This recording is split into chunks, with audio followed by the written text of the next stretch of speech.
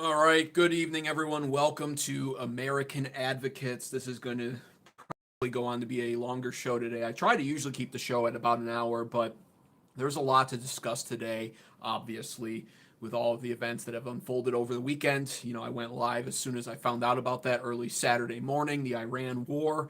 At the time, of course, I was being accused by some angry chatters about how I was speculating just a little bit too hard and saying, oh, it's going to be a Middle East war, and they were outraged at me for it. But it turns out that I have been vindicated and validated once again. It does look like we are, in fact, waging a new war in the Middle East here, at the very least for the next 4 to 5 weeks, according to the Trump administration themselves. And there's a lot to discuss here when it comes to this war, the context of this war, why this war is happening, and a lot is being revealed. There's a saying, actually, that the truth is the first casualty of war.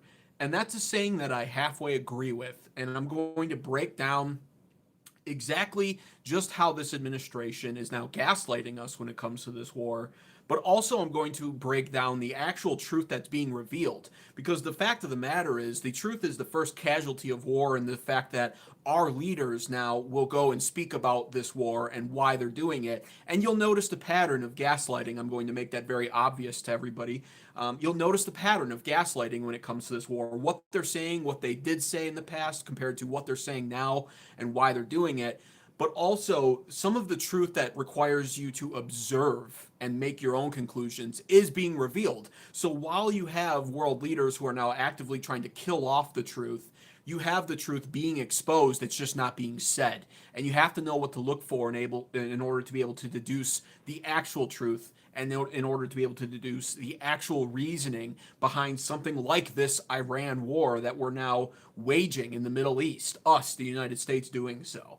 And truthfully, one of the statements made today that really points to the truth, and in fact, it's actually being said without being stated, essentially, came from Marco Rubio, our Secretary of State, today in a press conference, essentially, where he was discussing the Iran war now. Marco Rubio essentially admitted, without saying it, that Israel is the reason why Trump felt the need to strike Iran. Essentially, the undertones of that being that Israel forced us to do so is really what it comes down to. Now, I'm going to break down what Marco Rubio said. I'm going to play the clip. I think you guys should be able to hear at least the audio from it. I actually have a computer. I have a PC. It's a custom build, but currently my internet is so shit. I stream off my phone for that reason, to use the data. It's just better. So I can't, unfortunately, set up a nice OBS presentation like I do for my YouTube videos on this channel. Can't show you guys the video, but I have the sound cranked up pretty good. And I'm going to play the clip of Marco Rubio addressing the press today when it comes to Iran. I'll pause it a couple of times to break down his statements being made, and what they really mean here, and what the truth of the matter actually is. Hey, Keystone Liberty, welcome to the chat, man. Keystone Liberty 1776 says, this is weapons of mass destruction and a Gulf of Tonkin 2.0 all over again. Yes, it is. I believe that that's true. I believe that we are receiving faulty intelligence once again, similar to the shades of Iraq. It's okay to be homeless, says 2009 Lifeguard. That's the memo here, 2009 Lifeguard, indeed. It is okay to be homeless. It's okay. I am homeless. I'm using this green screen to pretend that I have a place of dwelling, but I am truly streaming to you all right now out of a cardboard box. Okay, so here's Marco Rubio making some statements here. If you guys can't hear it for some reason, let me know in the chat. States conducted this operation with a fair goal in mind. I haven't got a chance to see a lot of reporting. I don't understand what the confusion is. Let me explain it to you, and I'll do it once again as clearly as possible. Perhaps you'll report it that way. The United States is conducting an operation to eliminate the threat of Iran's short-range ballistic missiles and the threat posed by their Navy, particularly to naval assets. Okay, I don't know if you guys could hear that. Hopefully you could. Marco Rubio stating right there in his press conference addressing this, he says that the U.S. is conducting an operation to eliminate the threat of Iran's ballistic missiles and the threat posed by their Navy to our U.S. Navy. And I want to break this. This is the first statement that he made that I want to really break down here. And essentially what it is the harsh truth of the matter when it comes to this. And here's the harsh truth that a lot of people don't want to acknowledge. We are being gaslit when it comes to this war. And I'm going to break down the timeline of them gaslighting us in just a minute here, but particularly focusing on the ballistic missiles point right here. I want to make this statement right away. These ballistic missiles, and I've addressed this already on this channel on prior live streams over the weekend when it was announced that we were striking Iran. These ballistic missiles, we're told, are such a problem. In fact, the kook, Mark Levin, has even basically warned people in New York on his show that Iran is pointing missiles right at New York City, essentially, right? All this fear-mongering about how this is an America First agenda by striking Iran is now being pushed, and is being pushed in the form of essentially this administration escalating and gaslighting the reasons why we need to strike Iran. The latest gaslighting tactic, of course, being ballistic missiles. Now, these ballistic missiles, they cannot reach the United States whatsoever. And this was acknowledged by this administration, by the way, where Trump essentially stated, it can threaten our precious allies, the European Union, NATO, essentially, right? It can threaten Israel, right? And so now our main focal point, according to Marco Rubio in his first statement to the press today, was, well, we have to attack Iran because they refused to decommission their ballistic missiles, the ones that couldn't even reach us. Yet for some reason we were deeming Iran to be the biggest threat to us as Americans. I'm not buying it. And the ballistic missiles argument certainly isn't the right argument to choose, because I think everybody with any common sense can see right through that argument. And so the harsh truth behind it that I really wanted to point out is another country having, I wrote it down here, another country having ballistic missiles that can reach Europe and a navy to defend their waters is unacceptable. And here's why this is a harsh truth. Nobody wants to put themselves in the shoes of the Iranian regime. They are a disgusting regime. I'm glad they're dead. I'm glad Ali Khamenei is dead. Don't get me wrong. I'm not an Iran supporter. I don't even support Muslims. I am a born-again Christian nationalist living in America, right? I have a whole playlist on the channel devoted to Dearborn, Michigan, and how much of a problem I think that is for this country. And so this is not some pro-Iranian, free Iran, or defend the Iran regime messaging here. I am actually mostly Iran neutral. I actually sympathize with the Persians that are occupied by the Iranian regime.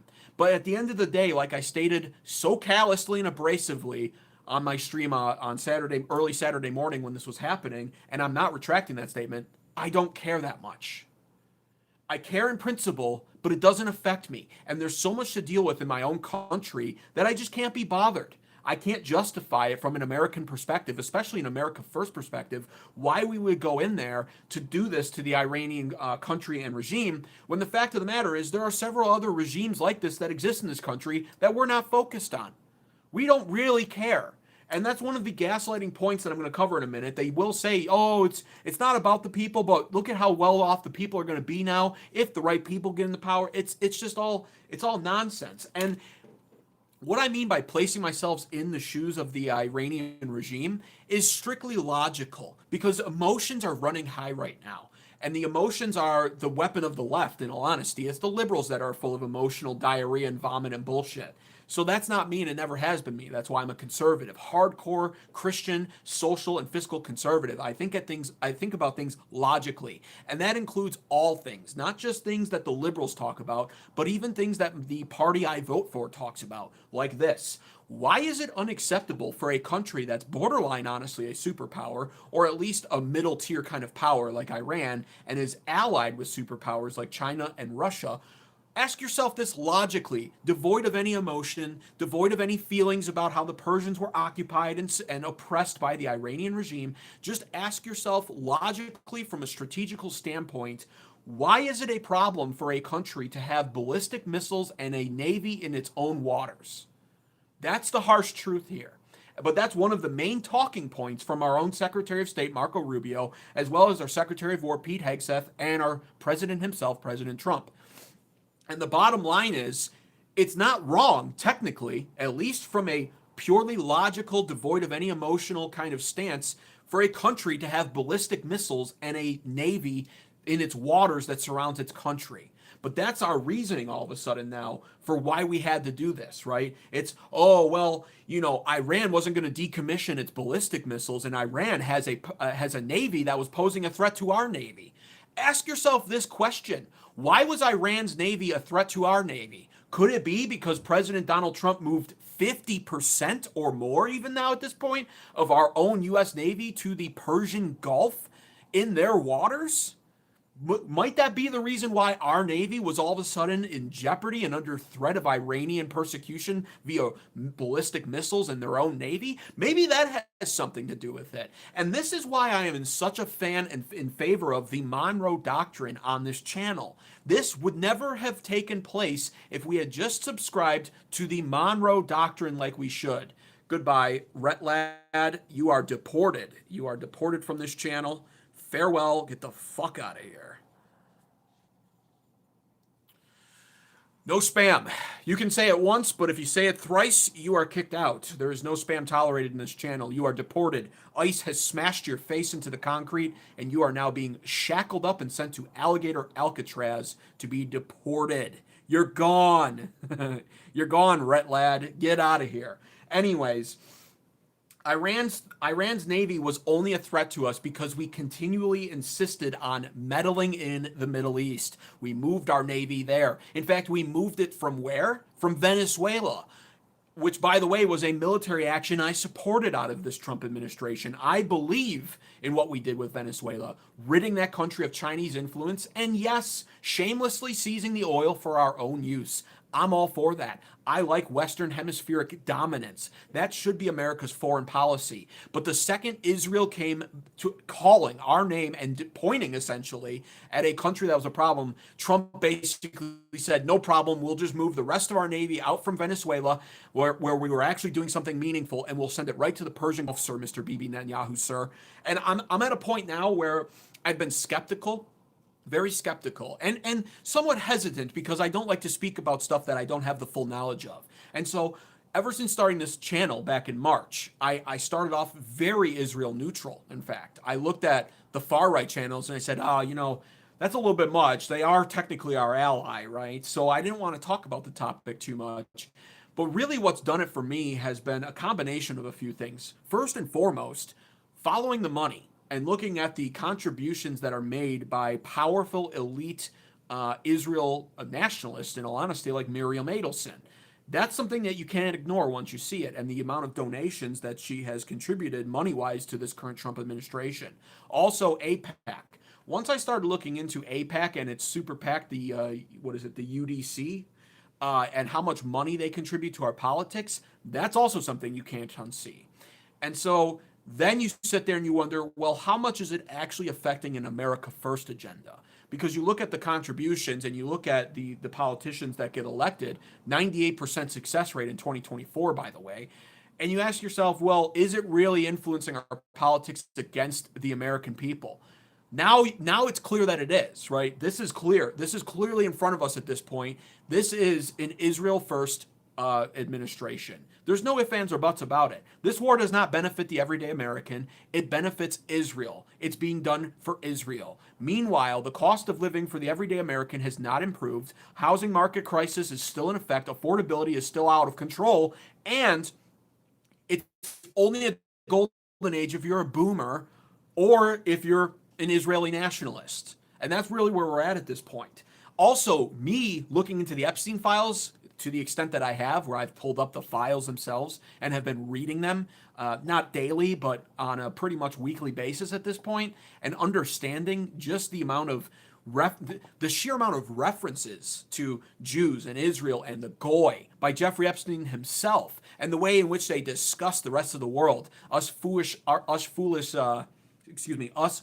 Goy cows. That's another contributing factor here. And there's a big picture that's now being created of this undeniable truth that's staring me down in the face. And I'm not going to ignore it any longer. And I'm not going to continue to hesitate talking about it because I feel like I know at least enough to discuss it. And I'm continually researching more and just flat out observing more current day-to-day events. It should be obvious to everybody at this point, in all honesty. So that was Marco Rubio's first statement.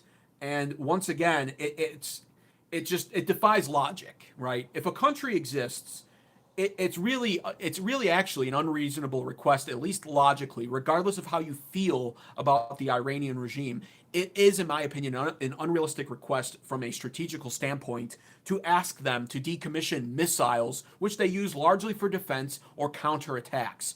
And then to say, well, because they wouldn't decommission their missiles, we were afraid that if we attacked them, they would launch their missiles at us. That's the reasoning for this strike, which, by the way, that's exactly how it played out, right? The logic here essentially is they wouldn't decommission their missiles, which means that they could counterattack us if we struck them. That's why we struck them. What the fuck? What kind of logic is that? Also, their logic is, well, we moved 50% of our U.S. Navy into the Persian Gulf, and then we realized, well, the Iranian Navy is now a threat to our Navy, which we moved all the way overseas to the Persian Gulf. Yeah, no shit, because we moved our Navy there. That's why they're a threat. Like, what is this logic right now? I don't care about the emotional elements here. You can tell me all you want, and I celebrate with you, Ali Khamenei dying. I didn't give a shit about that guy. Fuck him. I'm glad he's dead. But this didn't need to happen is the underlying point here. And I'm going to break down why I feel like it didn't need to happen a little bit later on as well, because I'm going to continually go down the spiral of truth on the stream when it comes to why this is all happening. And I'm using Marco Rubio's statement today to do so, in fact. I'm going to take a look at some chats here, actually. I know they're coming in. Sip some water.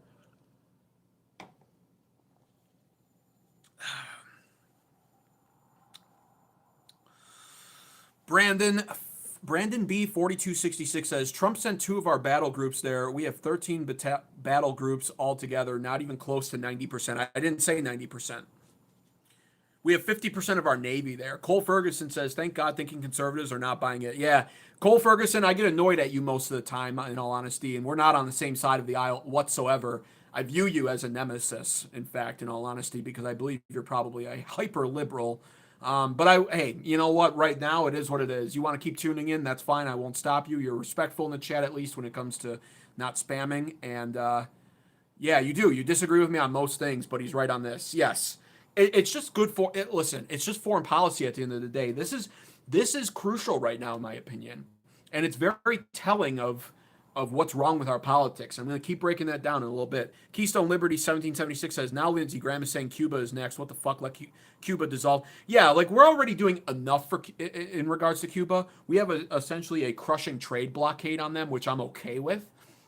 But as far as, once again, it's just like they will dissolve. And I'm all for sweeping them up when they do, by the way. But they will dissolve on their own. Lindsey Graham is a warmonger. He profits off of actual war.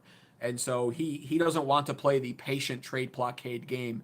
He definitely would be for a Cuban invasion. And I don't know. I could justify the Venezuelan one. The Cuban one doesn't make sense because it will dissolve. Cuba cannot stand without Venezuela, or let alone they cannot stand under this trade blockade we've placed on them. It's amazing how the boomer generation is so favorable about regime change and the war in Iran. Well, yeah, hold on, excuse me. It is, not again. It's blatant propaganda is what it is, right? The boomer generation is victims to propaganda, essentially. It's brainwashing, really. All right, scroll up a bit here. Why is that message shown? Oh, okay. Yeah, I already blocked him. Trump sent 2 of... Oh, yeah, I read that one already. Skipping John Doe. He seems like an idiot. Not worth it. Literally swine. John Doe is swine. I don't cast pearls to swine. 2009 lifeguard. I'm hesitant to even comment on this. I'm older. When I was about 10, the news every night was about Iranian hostages. I didn't understand. I think for older people, this matters. Yeah. Well, that's what Keystone said about the boomer generation. And I know you're an Xer lifeguard, but I think the boomers and Xers, once again, there's a generational gap. And listen, Lifeguard, you've been supportive of the channel. I think we probably agree on most things, so it's honestly okay for you to disagree if you'd like, man. I'll still respect you for it. I'll understand where you're coming from. 2000 Lifeguard says, and these are the same people, and a bonus, I think. It's a message to the Muslim spread. I'm anti-war to the bone. Yeah, absolutely. The Iranian regime change lobby is bigger than I thought in the United States. It is. Well, Keystone, listen. At the end of the day, never underestimate the amount of people that will support war. Even if they verbally say they won't, once it starts happening, they get lost in the excitement of it. And the fact of the matter is, 25% of my own being even loves watching us destroy that region. I love it purely from the standpoint of being proud of our U.S. military and power. I like that. It does put the rest of the world leaders on notice because we just kidnapped Nicolas Maduro last month and pretty much toppled Venezuela in 2 hours, right? Like, none can stand up to us. Glory to America at the end of the day. So I like it from that standpoint. Now we've killed the entire Iranian regime, right? So it puts the rest of the world on notice. We could kill these motherfuckers anytime we want. And I like that. It's probably, it at least refreshes everyone's memory to just how unfuckwithable we are and how powerful we are as a nation. So 25% of me loves it. But the 75%, and that's the emotional side of me, by the way. And why I'm pointing out, look at this all from a logical lens, not an emotional lens. Because if I do, then yeah, I'm watching the strikes and I'm like, yeah, fuck Iran. Fuck the Iranian regime, straight up. But logically, this doesn't make sense for a whole host of different reasons. And that's why I'm doing this right now, to break down all of the logical reasons and to observe the truth that's now coming to light. Because they do say truth is the first casualty of war, but war also exposes the truth in a nonverbal way. You just need to know what to look for in order to be able to deduce what the actual truth of the situation is.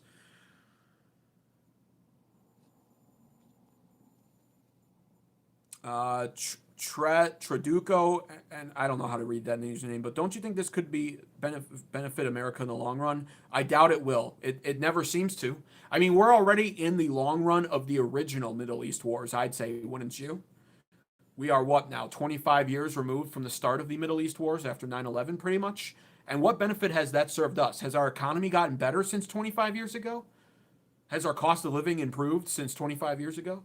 Is affordability better? How's the housing market?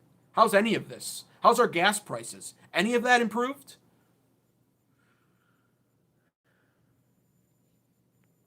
Really? You are okay with starving people? Says Bibi Yassim. I don't answer gaslighting questions, Bibi Yassim. Either state your actual point with some balls and with some testosterone behind it, or just shut the fuck up. I'm not answering stupid questions like that. Make your fucking point or shut the fuck up and move on to the next stream, you pussy. State what you need to say. Stop asking, really? You're okay with starving people? Fuck off, you stupid fuck. 2009 lifeguard. He's right. We have a big Navy. I'm leaning towards this being a good thing unless it drags. If it starts to drag, it will lose my support. It's a fair stance. John Doe, I am going to keep you. You are useful cattle. You are the goy. You boost the stream signal. And John Doe. Exactly. The people there seem on board, says Bear Blasting. I don't care that much about the people there. If the people of Iran were affecting bottom-up regime change, it would be one thing. I'd be in full support of that. Top-down regime change is utter foolishness. There's no historical precedent that determines that it works ever. I'm 2009 lifeguard. I'm with your 25%, but we agree too much to let a passing issue question my support here. Yeah, man, I'm going to disagree with you, I think, for now at least. I think the war, I don't think we should be doing anything right now, and you clearly do, but that's fine. Gas prices are down. Yes, gas prices are not down where I'm at. I don't know where you're at. This guy is giving a low frequency energy, says team hype. Very low frequency. That's what I'm all about. It's like ASMR, but politics. Team hype. Prices of housing have gotten worse since COVID, says 12 Dan Cycle. Prices of housing has pretty much gotten worse since I was entering the world as a young millennial. All right, I'm going to move on to the second part of Marco Rubio's statement here. I've read enough of the Goy's chat here. You guys are pretty much stupid as always, with a few exceptions like Keystone Liberty and 2009 Lifeguard. The rest of you are honestly worthless, though, so just stay as viewers. It helps the stream, but your chats are honestly stupid. Okay. Here's what Marco Rubio went on to say. That is what it is focused on doing right now, and it's doing quite successfully. I'll leave it to the Pentagon and the Department of War to discuss the tactics behind that and the progress that's being made. That is the clear objective of this mission. The second question that's been asked is, why now? Well, there's two reasons why now. The first is it was abundantly clear that if Iran came under attack by anyone, the United States or Israel or anyone, they were going to respond against the United States. The orders had been delegated down to the field commanders. It was automatic, and in fact, it bared to be true because, in fact, within an hour of the initial attack on the leadership compound, the missile forces in the south and in the north, for that matter, had already been activated to launch. In fact, those had already been pre-positioned. Okay, so am I missing something here? I don't know if, like I said, I hope you guys can hear that, but I don't know if I'm missing something here, but the logic is not adding up, right? Because strictly, what he's saying is the reason why we struck them is because we determined if Iran got attacked, they would strike us with missiles. No fucking shit. Wouldn't any country do that? What did you expect? It was part of the deal. Well, if we decide to strike you, Iran, you must not strike back. That's part of the deal. Like what was going on here? We're asking a country, mind you, and again, this is purely from a logical standpoint that I'm addressing this. We're asking a whole country, regardless of whether or not you agree with the regime running it or not. We essentially were demanding a full country to decommission its missiles, which it uses as a deterrent for attacks, as defense primarily, and as a counterattacking method, right? That's what their ballistic missiles are for. So we're asking them, decommission your defense and your counterattacking methods, and make sure your Navy's not a threat to us as we move our Navy overseas just underneath your country in the Persian Gulf. That was our request. And then the statement being made here is, well, after we moved 50% of our Navy there, and after we asked them to decommission their defensive methods and their counter-striking methods in the form of ballistic missiles, which they refused to do, we determined that they were going to possibly strike us if we struck them. So we decided to strike them. That's the logic here? Like, what the fuck is this? This is so beyond mind-numbingly stupid. Now, Marco Rubio goes on to state the third reason here, and this was kind of, in my opinion, I don't know if this was a slip-up or I'm not sure what this was exactly, but this is where this next part is essentially where Marco Rubio admits the real reason that we are striking Iran. The third is the assessment that was made, that if we stood and waited for that attack to come first before we hit them, we would suffer much higher casualties. And so the president made the very wise decision. We knew that there was going to be an Israeli action. We knew that that would precipitate an attack against American forces. And we knew that if we didn't preemptively go after them before they launched those attacks, we would suffer higher casualties and perhaps even higher those killed. And then we would all be here answering questions about why we knew that indeed. So there it is. That's the apparent actual reason here for why we did this.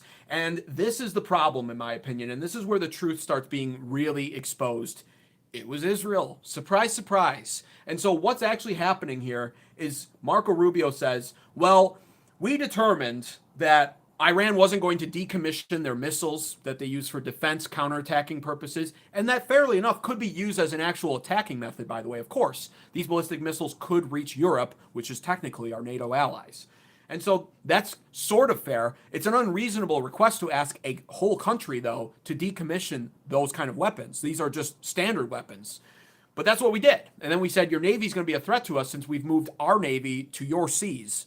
So your Navy's a threat. You won't get rid of your weapons that defend your country and provide you with counterattacking, by the way. And then on top of it, he says, well, then we also determined that if they were to be striked first, if they were to be attacked first, they would strike back. And that's a problem. That's a problem for Americans and America. So that's why we struck. Then he goes on to say the third reason is even if none of that was to unfold that way, we had intelligence that Israel was going to strike Iran first, which we then knew meant that they would strike us back in the barrage of missiles they'd launch at Israel in retaliation. Because if Israel struck them, they would retaliate, obviously, by the way, as any country would. Right? Any country would. If they got attacked, if we got attacked, I would expect us to attack back. That's pretty much what we did with Afghanistan in 9/11, right? So that was the whole thing there. And it really does come back to the fact that Israel was willing to once again jump the gun on these peace talks, or at the very least, Israel was willing to provoke a country much larger than itself, knowing that we would stand by to support, defend, and attack for them. This is a case now that you cannot ignore as a historic precedent when it comes to Israel and our relations with them. Israel points, we shoot, we obey, Israel gets what it wants. And Marco Rubio freely admitted that without saying it that way, but by literally stating we had intelligence that Israel was going to strike Iran. By the way, I doubt they asked us for that. Israel's going to strike Iran, which meant a counterattack, so we determined we didn't want to face the counterattack that would happen as a result of Israel striking first, so we decided, fuck it, we'll just strike Iran. And that's how that's how this all unfolded, as admitted by our Secretary of State Marco Rubio.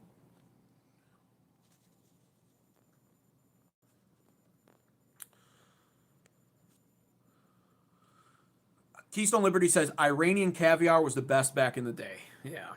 Well. Okay. So that's what I'm pointing out here and how flawed all of this logic is. So we prevented nuclear war, says Tyler 3669. No. I don't believe we prevented nuclear war because I don't believe we were at risk of nuclear war. I actually think that the evidence is becoming more conclusive that Iran wasn't anywhere near being able to develop nuclear warheads, in fact, despite the gaslighting from this administration, right? So that's the thing. And, you know, Dave Smith on X had something interesting to say about this. He says, Rubio admitted that Israel forced us into this war, a war the American people, and at least previously Trump, did not want. But this raises so many more questions than it provides answers, and it's the reason why people inevitably are forced to speculate about Epstein, blackmail, threats, bribes, etc. I'm telling you, reading the Epstein files has done wonders when it comes to transforming my entire worldview, geopolitically speaking, geostrategically speaking, in fact, because the Epstein files actually reveal pretty much everything when it comes to who's actually running the show, or at least who's trying to run the show, and who's doing a pretty decent job of it. And here's really the formula of all of this, in all honesty. We have massive amounts of money, big money donations that come in to influence our politics. That comes from the form of AIPAC, the UDC, and other super PACs as well. It also comes from big pharma, big tech, etc. What Epstein reveals to us was basically it was an island that was set up very likely by three-letter intelligence agencies like the CIA, MI6, and then, of course, the non-three-letter one, Mossad, but also the IDF as well.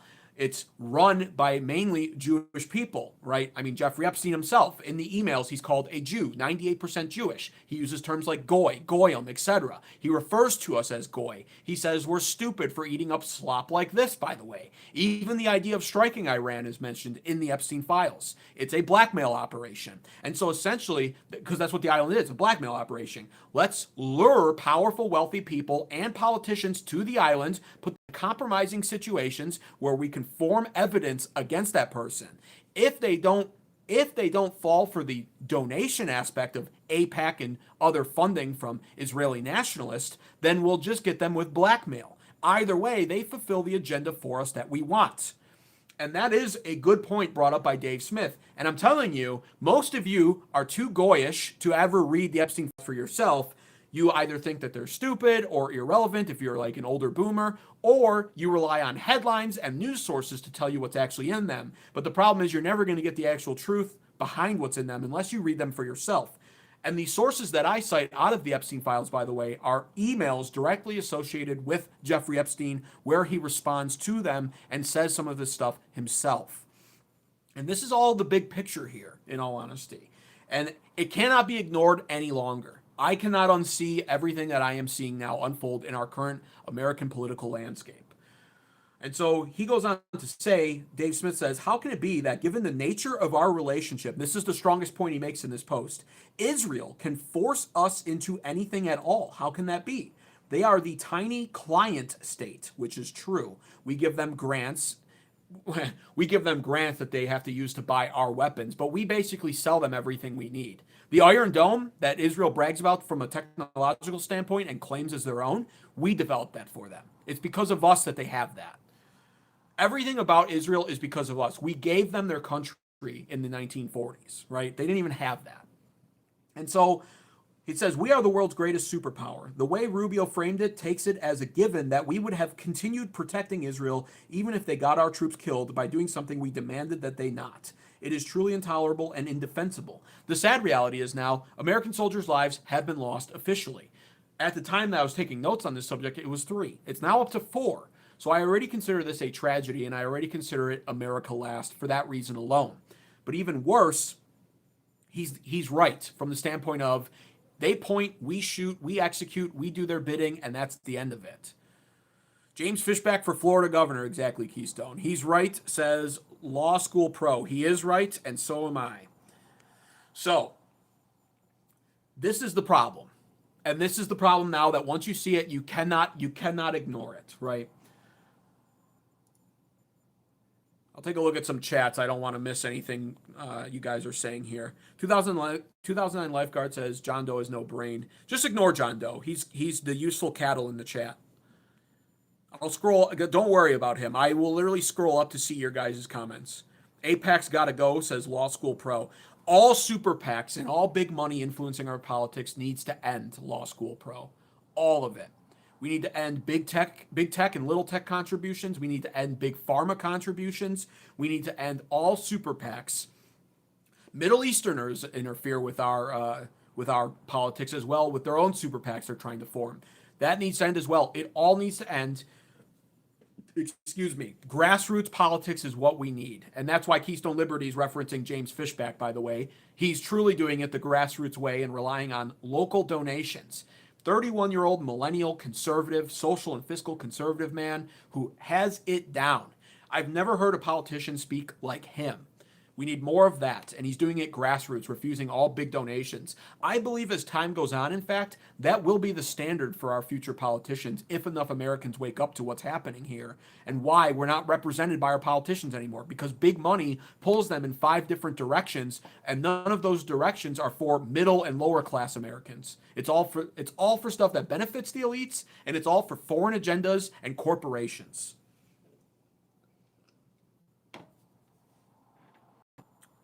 Hey, welcome, Scruffy. Welcome to the chat, Scruffy. Good to have you back, man.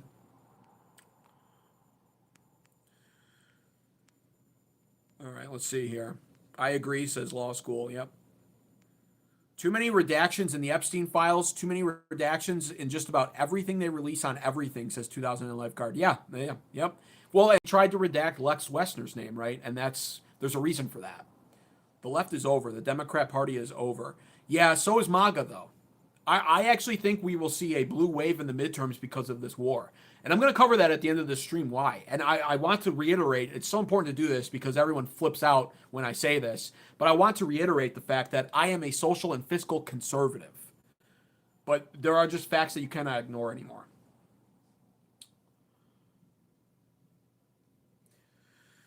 All right.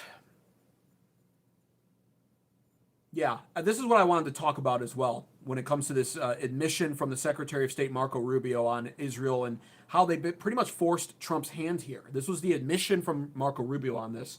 I wrote this down particularly. I said, Israel has a pattern now of seemingly sabotaging peace talks on purpose. Not only are the requests made unreasonable from a strategic standpoint against Iran, but Israel seems to be intent on ensuring the peace talks fail regardless, by preemptively bombing countries we talk to and claiming that their intelligence had info that these countries were going to end peace talks and strike first. How long will we continue to believe this is the question.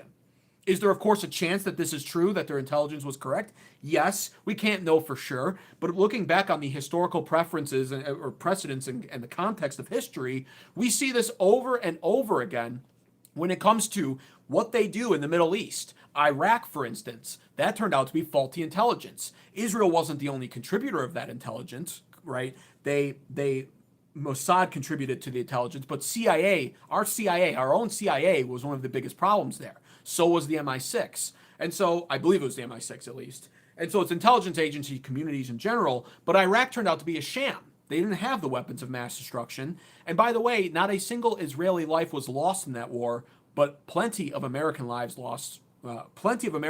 were lost. So Iraq was one of the issues. Syria is another one, by the way.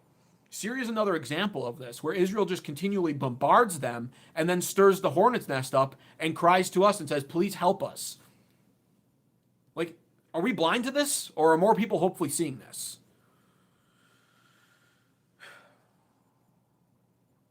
And to reiterate the logic here, I wrote this down. The logic here, Iran, a large country and borderline superpower. They're not a superpower, they don't have nukes, but they're a mid-tier power of the world. A large country. And has superpowers associated with them, like China and Russia, they're part of BRICS, right? Is ordered to stop enriching uranium by Trump in 2025. They reportedly failed to comply and are bombed in the summer of 2025 at 3 different nuclear locations, Natanz, Isfahan or whatever, and I I can't remember the other one. Operation Metro, or not Operation. There's so many operations in this administration. Operation Midnight Hammer. Trump claims total annihilation and victory after the bombings in the summer. The administration ensures us, essentially, Iran won't be able to even try developing nuclear warheads again for at least several years. That was what we were told. That was the information provided to us. Fast forward 7 months, give or take, and the Trump admin says Iran might be working towards developing nuclear warheads again. Then says essentially, and even if they're not, they have ballistic missiles that can harm Israel and now reach Europe, our precious allies. Trump orders Iran to decommission the bulk of its ballistic missiles as well as stop working towards nuclear warheads if they are, giving them a 10 to 15-day deadline to comply. Peace talks began once again. Iran remains stubborn on decommissioning its ballistic missiles, and in my opinion, logically, by the way, rightfully so. Trump orders the U.S. military to strike Iran not just as its possible nuclear sites, but also in Tehran as well to kill all prominent Iranian leaders and begin regime change. Strikes are effective. Most leaders are dead. Marco Rubio then goes on to openly admit Israel was going to strike first, and that's why we struck Iran, because we didn't want to wait for Iran to retaliate and launch its missiles in a counterattack towards our U.S. Navy, which happened anyway. After Trump decided to move 50% of its Navy in totality over to the Persian Gulf. This is the line of logic that we're experiencing here out of this administration. It does not make sense. It literally doesn't make sense. It only makes sense if you're very emotional about the Iranian regime and if you're looking at it from the form of, well, Iran chants death to America. Iran's the number one state sponsor of terrorism, which, by the way, America's not exempt from in that region anyway. If you're looking at it from the lens of the poor Persian people are being occupied by the regime there and are being oppressed, it's all emotional. And emotions are for liberals. And that's why I'm stating it this way. We need to be logical. We need to think from the America First perspective. And the America First perspective is openly the perspective, in all honesty, that should be criticizing this. We should be looking at this and understanding this is not going to benefit you. If you're in this stream right now as an American, there's no way you can justify this benefiting you in any way, shape, or form. They did not have nuclear warheads. Their ballistic missiles could not reach American soil. And we moved all of our forces over there to get ready to strike them and then claimed, well, because they could now strike us, we need to strike first. And now 4 Americans' lives are lost because of it. It's honestly insane. Oh, is Glenn in the... Hey, Glenn, welcome to the stream, man. Amen. Americans first. Amen. Law School Pro says I block. Yeah, you guys in the chat can just block John Doe. The reason why I'm not blocking him is because he's cattle. He's like goy cows in the chat. Every time he does that, it boosts my stream in the algorithm for me. So I'm not going to ban him outright, especially because he wants to be banned. And John Doe is not somebody who has the willpower to ever achieve anything that he wants. He's a useless human being, and his only option, he lives for this. Like, that's how sad his life is. So look at his chats, look at his spam, and laugh, and then just block him, and then he can keep contributing to the stream. And I can scroll up past his stuff. I'll ignore him, and I'll just look at what you guys are saying. John Doe, don't make me deport you. Glenn, I do think, in all honesty, Glenn, I do think that we need to get some moderators in this chat, though. Glenn, you might be the first one made a mod, because you're an old school viewer of mine. Trump's just the tip of the spear, comrade. We are MAGA, says that Joe. Okay, whatever you're talking about here. Millions of Iranians dancing the Trump dance yesterday to the YMCA. Yeah, listen, and good for them. I just don't care that much. It's not that I'm not happy for them in principle, but they needed to launch the regime change.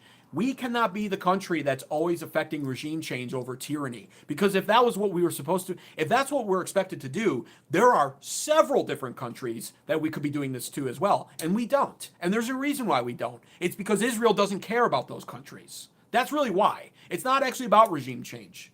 It's deeper than that. So, and I'm going to go on to more. I'm going to go in more detail about the truth here, because the administration now freely admits it's not about regime change. It's not about the people of Iran. Blah blah blah blah blah. The gaslighting has been insane. Trump's now laying out the timeline for this Middle East war, which, by the way, I was accused of being too speculative in my last stream on Saturday, early Saturday morning when I went live to cover this. I was accused by people who are angry MAGA people that are mad that I'm criticizing these actions. And they said, well, this isn't a war. How do you know this is a war? This isn't a war. You're just speculating that this will break down into a Middle East war. How can you know for sure? Well, now we're kind of getting the clues here that it is going to be a Middle East war, and it starts with Trump breaking down the timeline, openly saying that this will be 4 to 5 weeks, but Trump goes on to say, but we have the means to go on much longer than that, much longer.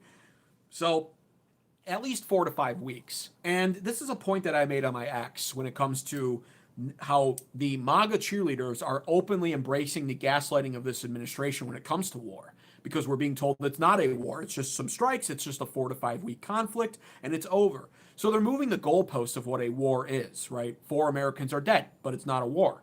We are invading Iran, but it's not a war. We're striking Iran, but it's not a war. Trump has concluded that if we need to send troops in, we will, but it's not a war, right? So what is a war? Because during the Biden administration, I was very critical in 2022 of them openly changing the definition of inflation so that they didn't have to own 9.1% inflation rates, right? I was very critical of that. I thought it was stupid. I thought it was see-through. And I said, Biden's a fucking moron for that. 9.1% inflation. It's unavoidable. It's happening. But the Biden administration didn't want to face up to the facts, so they changed the definition of inflation. I criticized that, and now here I am criticizing this administration for essentially changing the definition of what war is. And the fact of the matter is, they're not even ensuring us it will only be 4 to 5 weeks. Trump openly states we have the means to go much longer than that, and we will send troops in if needed. If that's not a war, I don't know what is. Millions of Iranian... Yeah, I read that one already. Let me scroll up to the top here. Americans first. Let's fucking go, says Glenn. Hell yeah, Glenn. Glenn, maybe I'll do it right now. I can trust you.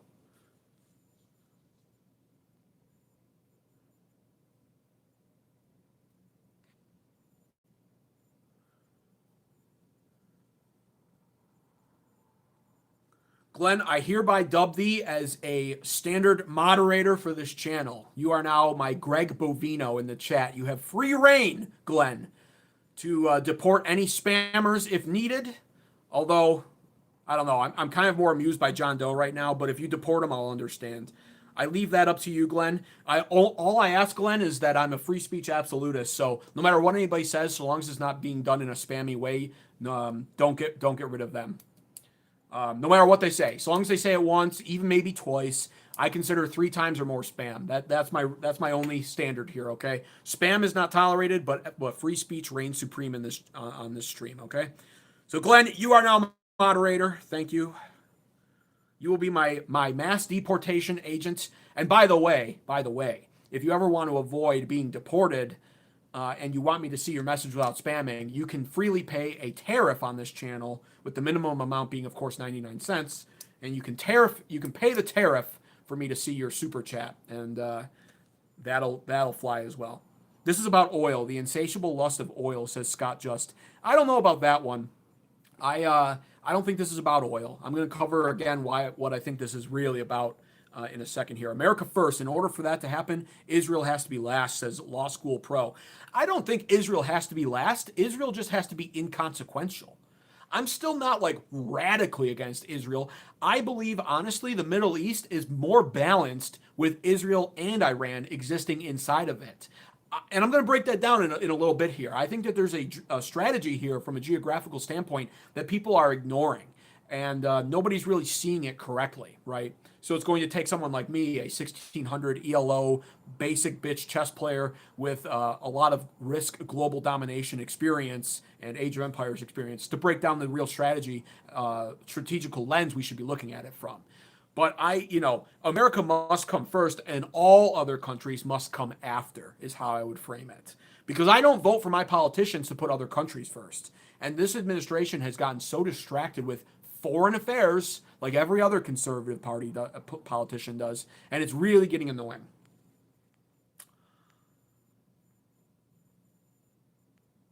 We need some borders in this chat, says Glenn. We probably do.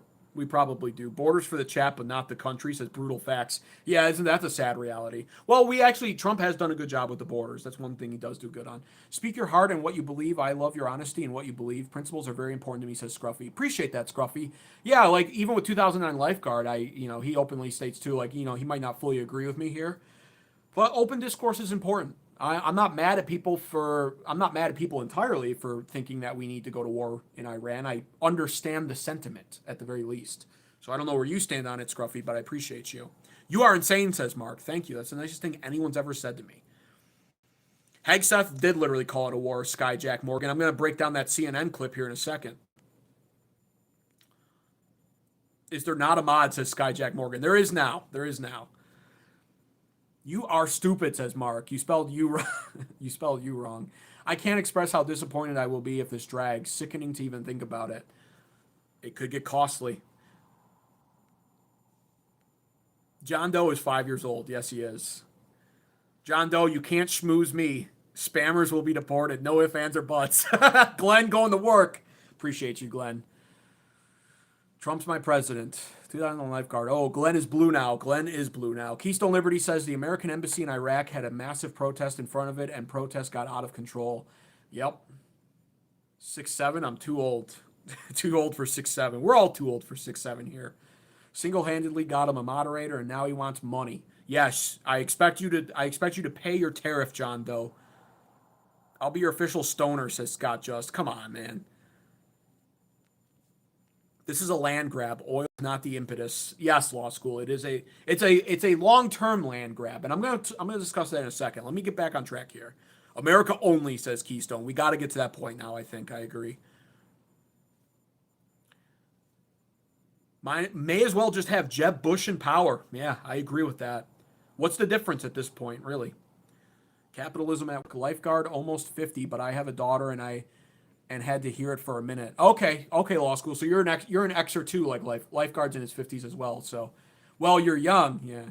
I had someone explain what 6'7" was, and I still have no idea what it means, says Aaron J. Vids. It's okay. You don't need to know what it means. It's okay. Independence for the win. I don't know about that either. I don't know about that. I'm socially and fiscally conservative. I'm proud to be conservative. But right now, the Republican Party is a massive letdown. So here's the next clip I wanted to play. Hopefully, like I said, you guys can hear the clips.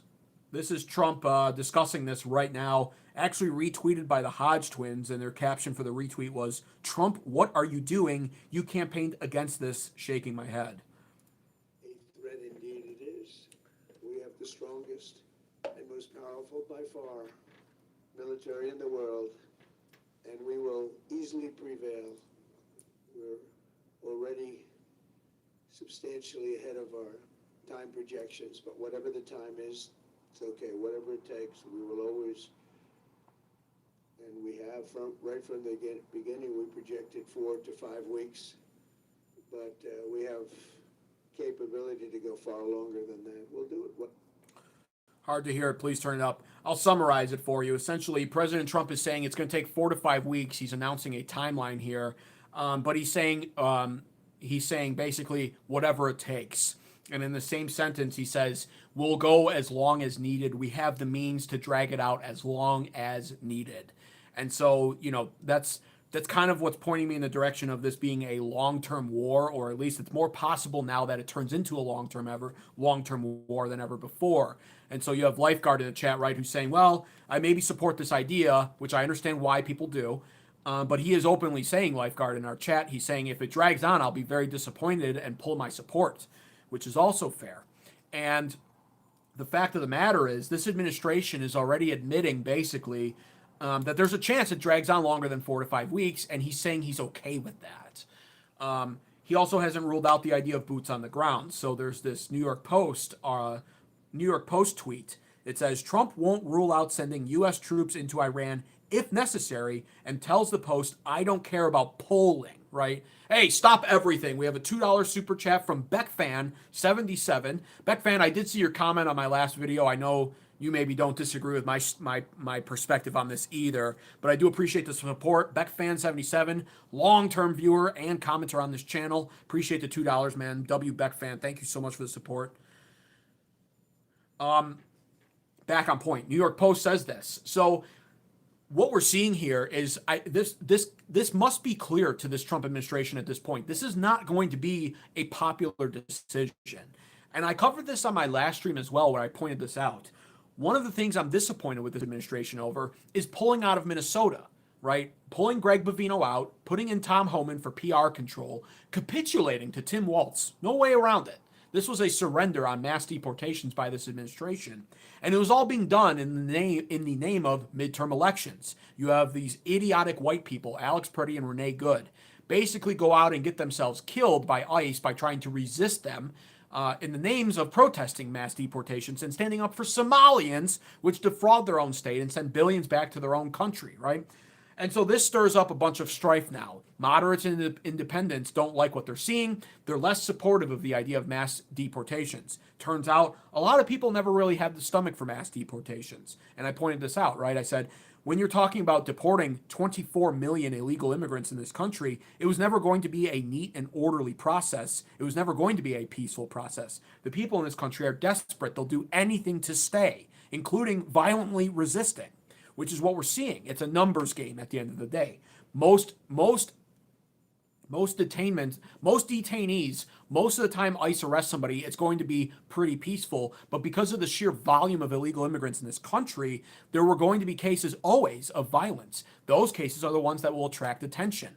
And so I pointed this out and I said, they don't have the stomach for it. This administration, no doubt, was getting calls from congressmen, House Republicans saying, we're going to get creamed in the midterms if this keeps happening. You got to ease up off the throttle. That's very likely what's been happening behind the scenes. Trump agrees. He surrenders in Minnesota. He pulls out almost all of the ICE agents, and now the tone shifts from deport all of them to, well, we're only deporting the violent illegal immigrants now. The worst of the worst, right? That's the cop-out now. All in the name of midterms. And it doesn't, to me, midterms coming up doesn't justify this action, but politically I can connect the dots and understand why they felt the need to do this. Midterms are a problem, and the Republicans want to win them and maintain control, right? So I understand the reasoning, even though I think it's stupid. Fast forward now, just a month later, we're striking Iran. And now people are not supportive of this. Where's the concept of, well, we got to behave ourselves because of the midterms? It's non-existent now. Trump doesn't care. And a statement being made like this, where essentially he has to know, he has to understand, especially with young voters, boots on the ground would be the least popular thing he could do. And he's openly stating at this point, he's not ruling out sending in troops on the ground, troops into Iran, boots on the ground if necessary. And then in the same sentence basically says, I don't care about polling. And so once again, it defies all logic. It really contradicts itself, in all honesty, when you look at what's happened in Minnesota. We're not getting mass deportations, which is what we wanted. We're now getting an Iran war, which is what most people did not want. And midterm justification is pretty much non-existent. They're not even referencing midterms. Like, do you really think Republicans are going to win midterms now? Is that even going to be an option at this point? I see a blue wave coming now in November over this. And later on this stream, I'm going to show you how the Democrats they've already figured out the correct messaging while this administration continues to flounder. This administration has given up its mandate. It has failed its mandate, and it continues to flounder about and focus on foreign policy overseas. It's a tone-deaf approach, and it certainly doesn't help them when it comes to the generational gap that sits, I'd say, Xers, Boomers, Millennials, Gen Zers. There's a divide now. And this is not going to help when it comes to the youth vote, but certainly not when it comes to moderates and independents, because moderates and independents may have been losing their stomach for mass deportations, but they're also, they don't have a stomach for Middle East wars again. Every respectable libertarian I know is radically against the idea of Middle East endless wars. So, very unpopular decision, and the abrasive tone of President Trump himself, where he has to know what he's saying is not popular, he says it anyway. And why is he saying it? It's because at the end of the day, our government, without a doubt at this point, is controlled by big money. And that comes in the form of big pharma, big agriculture, big and little tech, as well as, of course, AIPAC and Jewish influence. And that's really the deciding factor here. Why doesn't he care about polling? Because Israel told him to do this. And that's really what it is. Trump also went on Truth Social earlier today to say, to rant about Obama's nuclear deal, calling it horrendous. And then he thanks himself. It reads like this. If I didn't terminate Obama's horrendous Iran nuclear deal, Iran would have had a nuclear weapon 3 years ago. That was the most dangerous transaction we have ever entered into, and had it been allowed to stand, the world would be an entirely different place right now. You can blame Barack Hussein Obama and Sleepy Joe Biden. Thank you, President Trump. He's at the point now where he says, I don't care polling. I'll send troops into Iran, boots on the ground if needed. This war is scheduled to last 4 to 5 weeks, but we'll drag it on as long as needed. We have the means to drag it on for a very long time. And he's at the point now where he's thanking himself on his social media.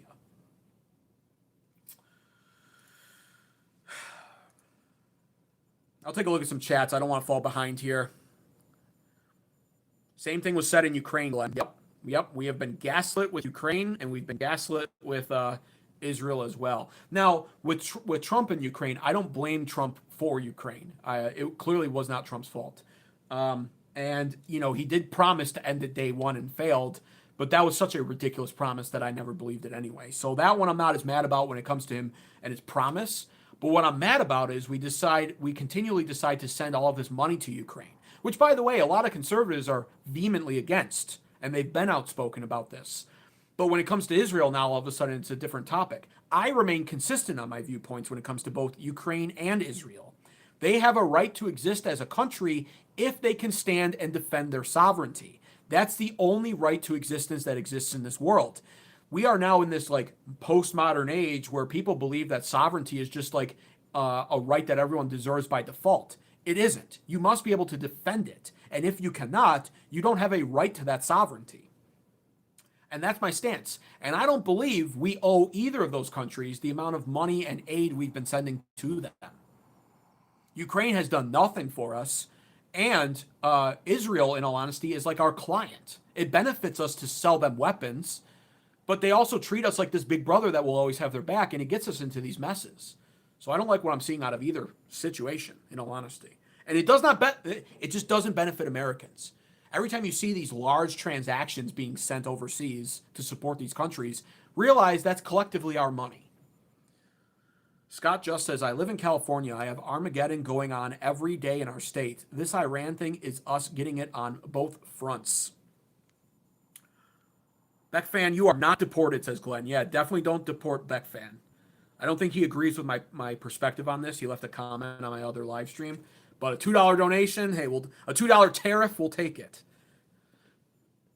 Beck fan will be submitted to the American Advocates leader for promotion to Congress.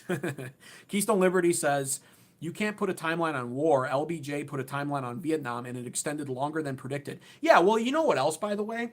This is what I wanted to point out, Keystone Liberty. This leads me right into the next thing. Because one of the things I've also been saying when it comes to the future of elections here in this country, and how even though I'm socially and fiscally conservative, there's a high likelihood I don't vote Republican. Certainly not this year, but maybe not even in 2028. And people say, well, why would you not vote for J.D. Vance and Marco Rubio? I'll tell you why. Here's J.D. Vance's statement here. Hopefully you guys will be able to hear it. I'll reiterate it if you can't. And bottom line, I just gotta get better internet in my. I gotta get better internet for my computer because I have to live stream off my phone for now. But this is J.D. Vance's statement today. I certainly empathize with Americans who are exhausted after 25 years of foreign entanglements in the Middle East. I understand the concern, but the difference is that back then we had dumb presidents, and now we have a president who actually knows how to accomplish America's national security objectives. So this is not going to be some long, drawn-out thing. We've got in, we've done the job of setting their nuclear program back. We're going to now work to permanently dismantle that nuclear program over the coming years, and that is what the president has set out to do. Simple principle. Iran can't have a nuclear weapon. That has animated American policy over the past 130 days. It's going to continue to be a driving force of our policy in the Middle East for the next 3.5 years. So Couple things wrong with that. First and foremost, the underlying tone of JD Vance there, I don't like, and I'll tell you why. 4 weeks to end the Iranian regime, right? That's what they're telling us. They're giving us this timeline, as Keystone Liberty pointed out, a timeline that you just can't predict and never goes according to plan, first and foremost. But what does it remind you of? 4 weeks to end the Iranian regime, 4 weeks to dismantle Iran, and then we'll leave. Well, it reminds me of COVID. It reminds me of 14 days to flatten the curve. And how did that turn out? Well, we went on for over 2 years experiencing tyranny under the Biden regime, where they at points in time tried to make us take experimental jabs.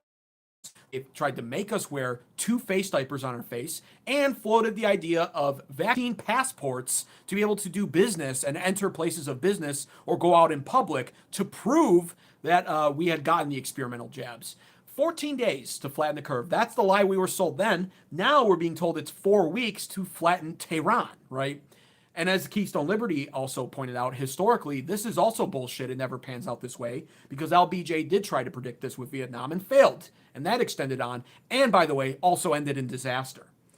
So that's JD Vance's stance on this. He says, well, I understand why people are upset. You know, JD Vance also made this statement. He says, I understand the Middle East fatigue, essentially, is what he said. But then he went on to say that it's important that we don't overlearn from our prior mistakes in the Middle East, because this administration is different, right? So he uses the term overlearn. What essentially is he saying there? Ask yourself something. What is he saying? Don't overlearn. It basically means, listen, don't pay too much attention to the past. Don't learn from history. Don't look at the historical past and the patterns of the past. Don't learn too much. Remain only somewhat knowledgeable. Trust the headlines when it's MAGA. That's essentially what he's saying. Don't overlearn. What does it mean? How can one be overlearnt in anything? So that's first and foremost. Now, the second thing I wanted to pull up when it comes to JD Vance is this. This was JD Vance's first interview after becoming the vice presidential nominee. The most important part, I think, of the Trump doctrine in foreign policy is you don't commit America's troops unless you really have to, but when you do, you punch and you punch hard. I think that's the way that you respect America's brave men and women who are serving. Now, let me say something about... When you say that, does that, like, for example, how President Trump beat the caliphate? It was overwhelming force, and it was done pretty fast. How President Trump beat the caliphate, beat ISIS, which people said literally couldn't be done, and he did it in a matter of months. But also Iran, Sean. A lot of people recognize that we need to do something with Iran, but not the weak little bombing runs. If you're going to punch the Iranians, you punch them hard, and that's what he did when he took out Soleimani.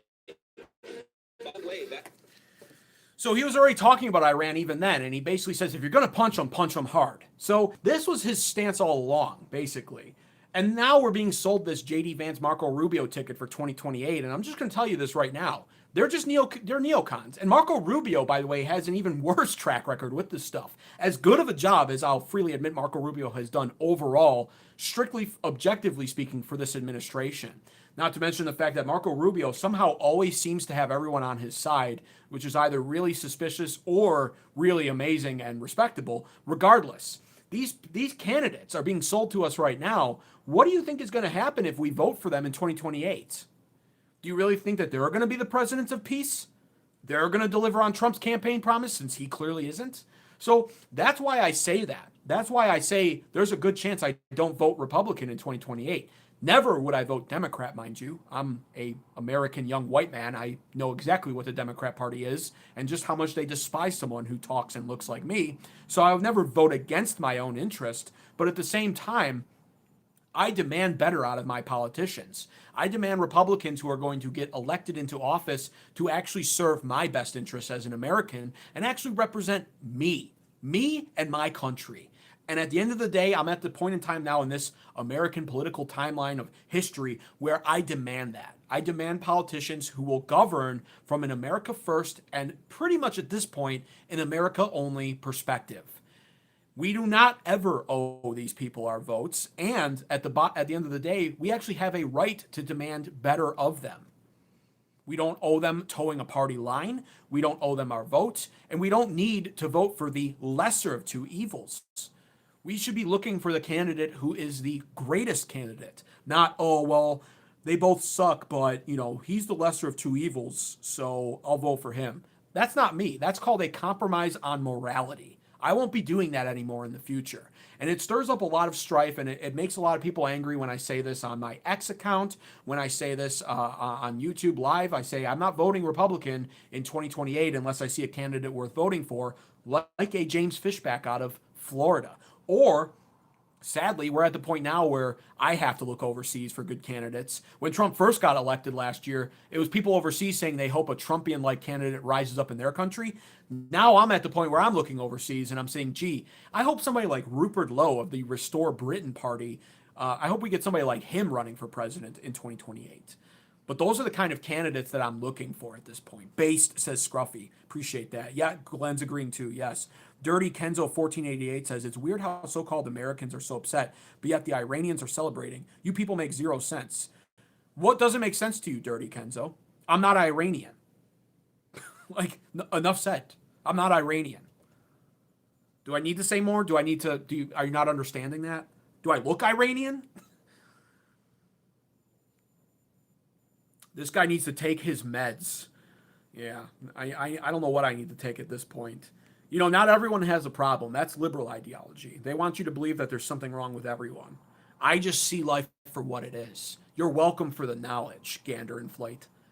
Get a new third-party option to declare no more taxes. Only rich shield the taxes successfully. Fed can print all the money they need, says Ganchar 5043. I'm hesitant about third parties, though. I'm hesitant about them. I think when you break from the two-party system and you create more parties, you can look at just how unsatisfied that leaves a lot of people in other countries that have a system like that. Like Britain now has 5 parties, Canada has 5 parties.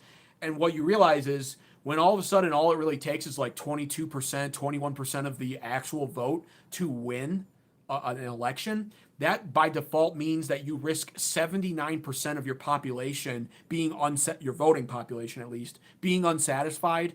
That's pretty crazy. Now, a 3-party system is not the same as a 5-party system. And I understand the logic of the standpoint of, well, it's not clearly going to be the GOP that does it for us, even if we agree with their values on paper. And certainly we can't vote Democrat. So I understand the logic of a third party rising up to be a true conservative party. But I'm almost weary of that just from the standpoint of third party systems don't tend to work out too well. And, Canada, for instance, it seems like they're calling a new election every other year. So they're never satisfied with it. What we need is conservative party reform. We need more good candidates rising up, more everyday Americans rising up like James Fishback in Florida, running off of a strictly grassroots campaign, refusing to take APAC money, refusing to take big donations from big pharma, big agro, big tech, little tech, etc., and purely being funded off of his, grassroots candidates, his future possible, voters. Fishback, in just a few short weeks, has already gone from $950 in his pocket to start his traveling in Florida to now being at over $250,000, and he's on pace to raise $1 million by Easter, all grassroots. So it can be done, and we need more people like that because it produces more people like him, and those are the people we need in our current GOP. What we have now are people like Senator Lindsey Graham, a senator for a state like North Carolina who spends more time in Ukraine and Israel than he does in his own state, who talks more about war than he does his own constituents. Those are the people we need not in office. We need more good people in office. And if we do that, we reform the party. And that's a pipe dream. But in my opinion, so is a third party rising up and winning, unfortunately. I think they're both pipe dreams. And I don't think either of them are unrealistic or unattainable. I just think one will yield a better success rate than the other. And I think one is more inevitable than the other. I think young people, like I said, because of this generational gap, are more likely, at least in time, if America can survive that long, to rise up and do this naturally anyway. And finally, one day at least, we'll get the politicians that we actually deserve and want. It just isn't going to come from most boomer politicians, and probably not from most Gen Xer politicians either.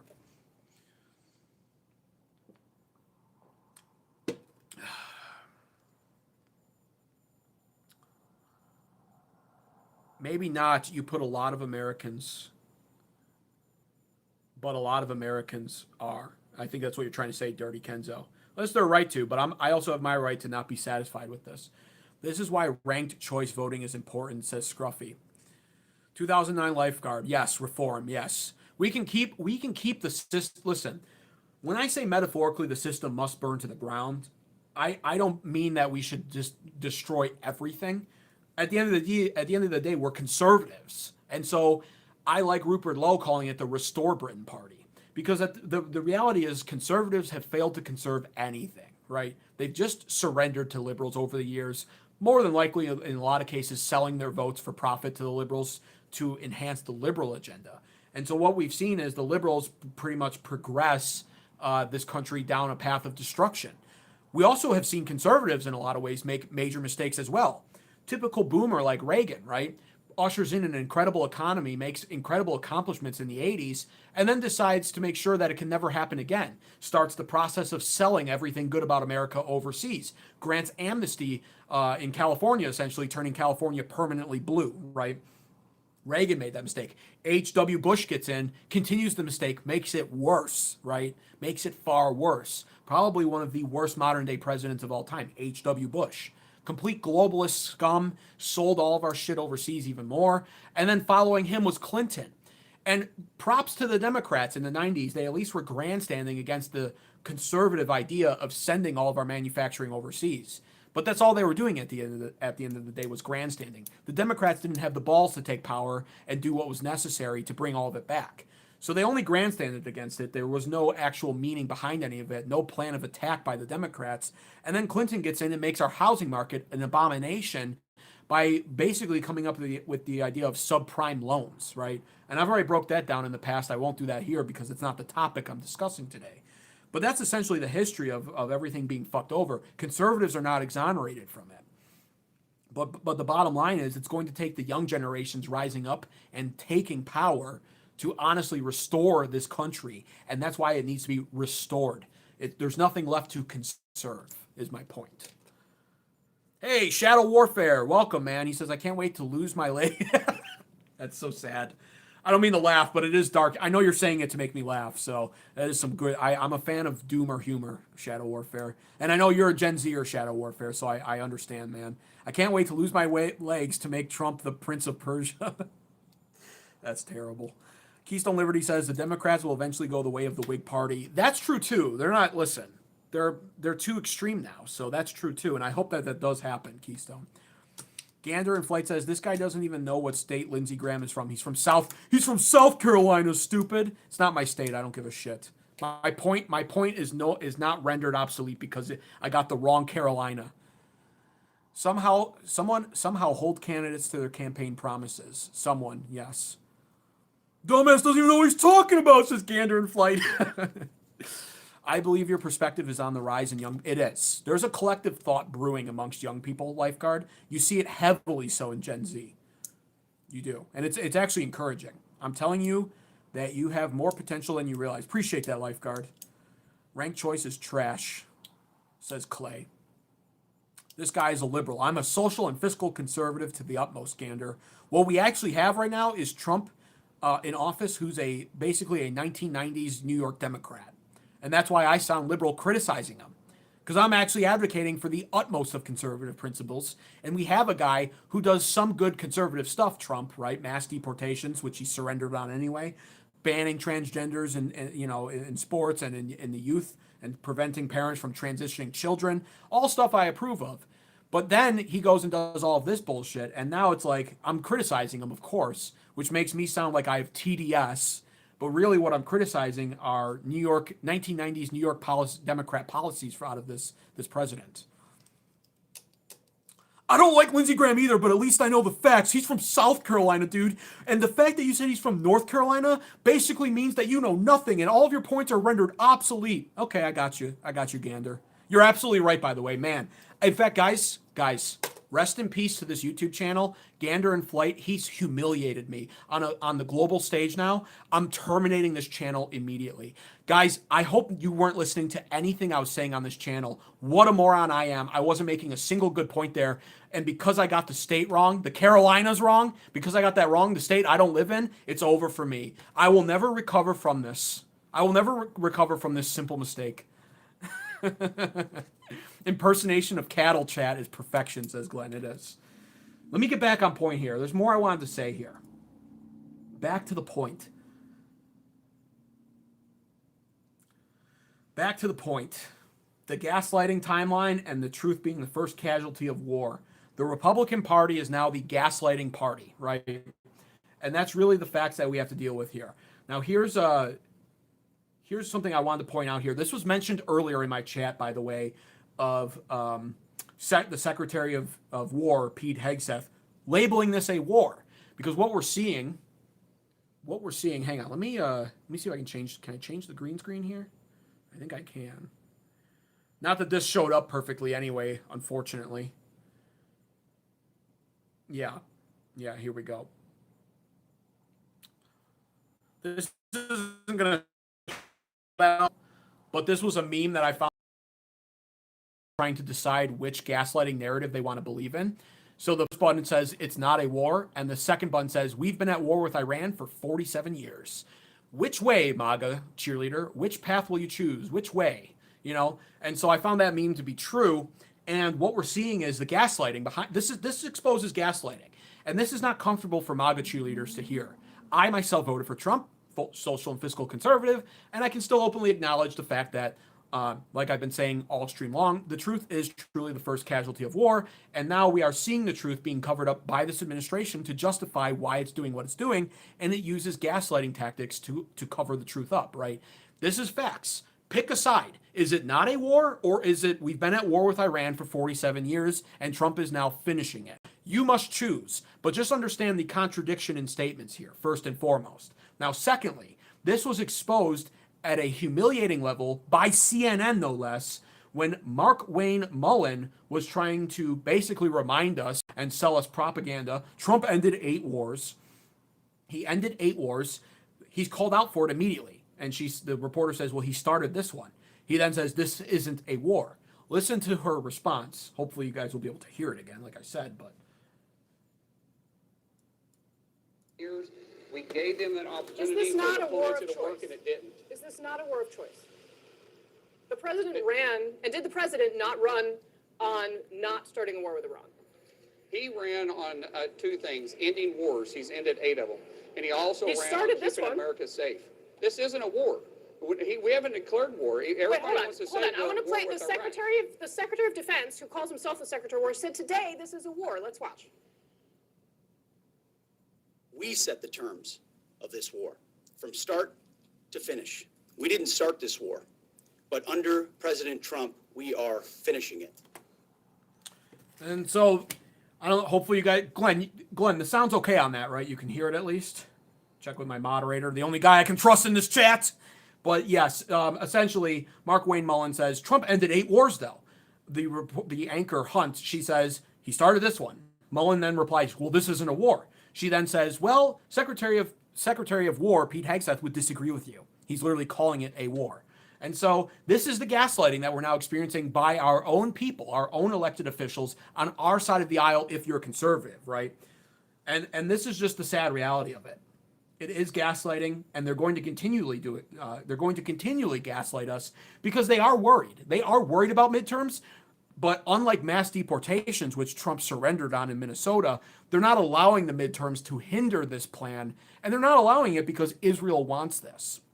And this is really the reality of this gaslighting timeline. I'm going to rehash it again once again. I wrote it down ahead of time because it's hard to remember the exact timeline of all of this unfolding. But this is the truth behind it. The first thing that we were basically told was Iran is developing nuclear warheads. They're enriching their uranium too high. We must stop them. Iran cannot have a nuke. Then peace talks began last summer, right? Iran apparently doesn't agree to the terms, and the Trump administration decides we need Operation Midnight Hammer to commence.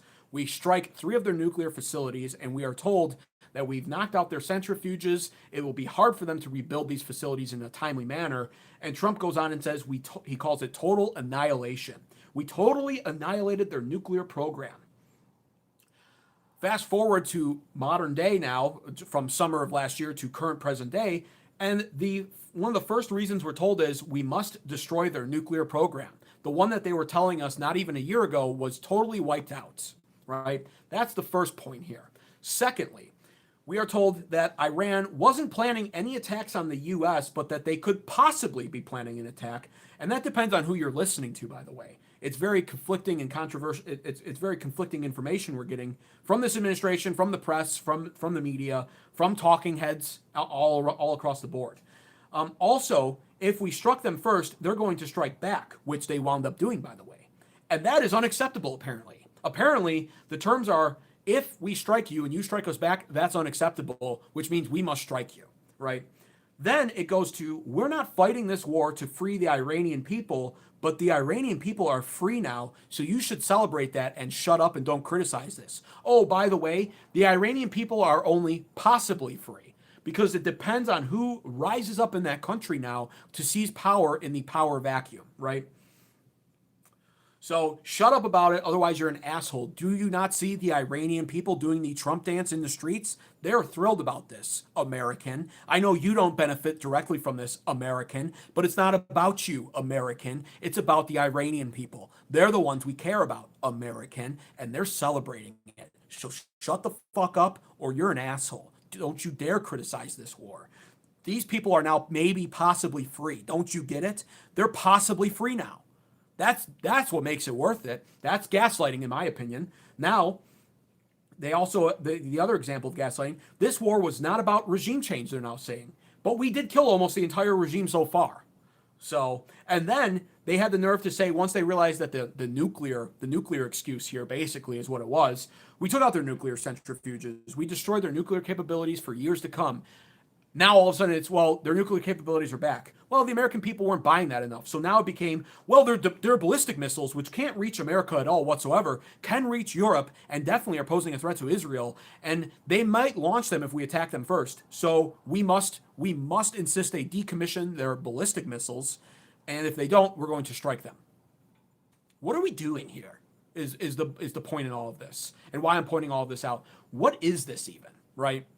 I can't justify this from a logical standpoint. You can soak up the emotional feel-good stories, and I myself, on an emotional level, can admit freely that Ali Khamenei is better off dead than alive. The Iranian people are better off free than not. That Iran was no friend to America. They do sponsor terrorists via proxy groups. All of it is bad. Yes, the Iranian regime was bad. But there are other regimes that are bad that we deal with on a more diplomatic level because we recognize how costly war is or future possible conflict. So that's really where I'm the most upset about this. And what really is the most triggering is once your eyes are open to the reality of this, when you ask yourself, what is this war really about? Well, it's about Israel. And that's the actual answer here. It's about Israel, and furthermore, it's about the greater Israel region, which is their goal. It is Israel's goal to take pretty much the entire Middle East. They believe it's their God-given right to do so, in fact. And they believe they deserve that region as a whole. So that's really what it's about. And I'm going to break that down in 1 second, but I know the chats are coming in. I want to read as many of them as possible. So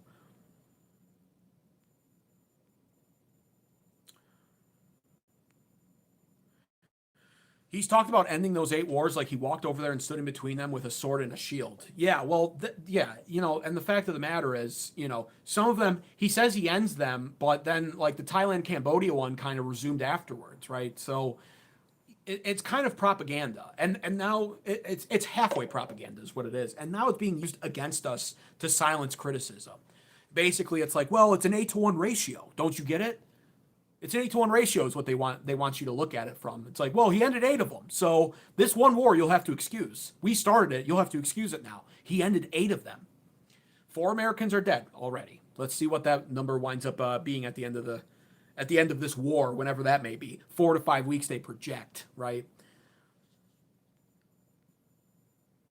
Trump knows what needs to be done, says BioTeach BioTeach Rick.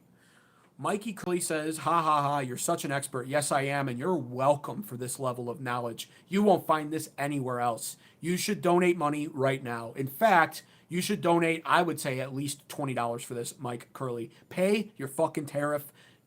I deserve it, and you need to pay it. You're getting the kind of knowledge here. You're getting the kind of pearls that I normally don't cast out to swine like you. So you're lucky. You're lucky. You should be thanking me. Glenn, make sure he thanks me in the chat. MT Wish thinks Glenn is a bot. Glenn is far from a bot. Glenn is my ICE agent in chat. He deports people who spam. Shadow Warfare, let them think what they want. Maybe I'll send Fossabot. Yeah. I think there is a way to get Fossabot in here, but I don't know how to do it. Watch the goalpost changing logic first, and then huge missile logic of people dancing. Really? Do you see how many stood up for Khamenei? There will be people who hate. I'm not fully understanding Zaru Singh, but I think I'm getting what you're trying to say here. And yes, the Iranian regime does have supporters as well. This is actually something I wanted to point out. I didn't actually write this down today either, and I it's been something I wanted to address. Let me swig some water. Mouth's drying out. How can we, this is a question that's important. How can we pretend like Iran is such a problem, which it halfway was, but if people want to talk about it from the lens of the Muslim religion, Arabics, in general being a problem, how is it that you get to sit here and justify us going overseas to deal with them, which directly benefits Israel and Europe, but not us? But then we have cities like Dearborn, Michigan, and by the way, Dallas, Texas. Dallas, Texas is quickly becoming a shithole where they're building all these mosques, and they're kind of doing the same shit there. I view those as Muslim outright, especially Dearborn, Michigan. It's 52% Muslim now. It's majority Muslim. They changed the street names there to Osama Siblani Way. They tell white men who protest the names of those street name changes in front of the mayor. They tell white men who do that, you're no longer welcome here. You are, what do they call it? Anti-Islam, Islamophobe. Like, nothing's being done about that. Trump actually almost never acknowledges it, by the way. And there's no plan in place to deal with Dearborn, Michigan. It's happening in our own home. But because Israeli money comes in at the level that it does, we are now being influenced. We're being dragged into this by our administration, who's influenced by it, to help them deal with their problem. Meanwhile, it's being left unaddressed here at home. I wanted to point that out because that should bother you. Because I am not an Islam sympathizer. I view them as a problem for sure. And we're seeing that problem rise up in Dearborn, Michigan, where American women, white, black, Chinese, Asian alike, who are walking out in the streets now are starting to have stuff thrown at them, and they're starting to be spit on because they're not wearing a burqa. They're being harassed by Muslim men. All proven, all on footage. I have a Dearborn, Michigan playlist on this channel. Where is the Trump administration when it comes to that? What's being done about that? Because that's a massive problem, and they don't even seem to care about it. So that's something else I want to point out. That should bother you if you're an American. We care more about what they're doing in their country, which is miles and miles away from us. They can't reach us. Listen, if Iran was such a threat, and I made this point before too, what a threat Iran turned out to be. We toppled their regime and killed 14 of their most prominent leaders, I think it was, in about 12 hours' time. More gaslighting, honestly. It's all just being proven to be a lie in time.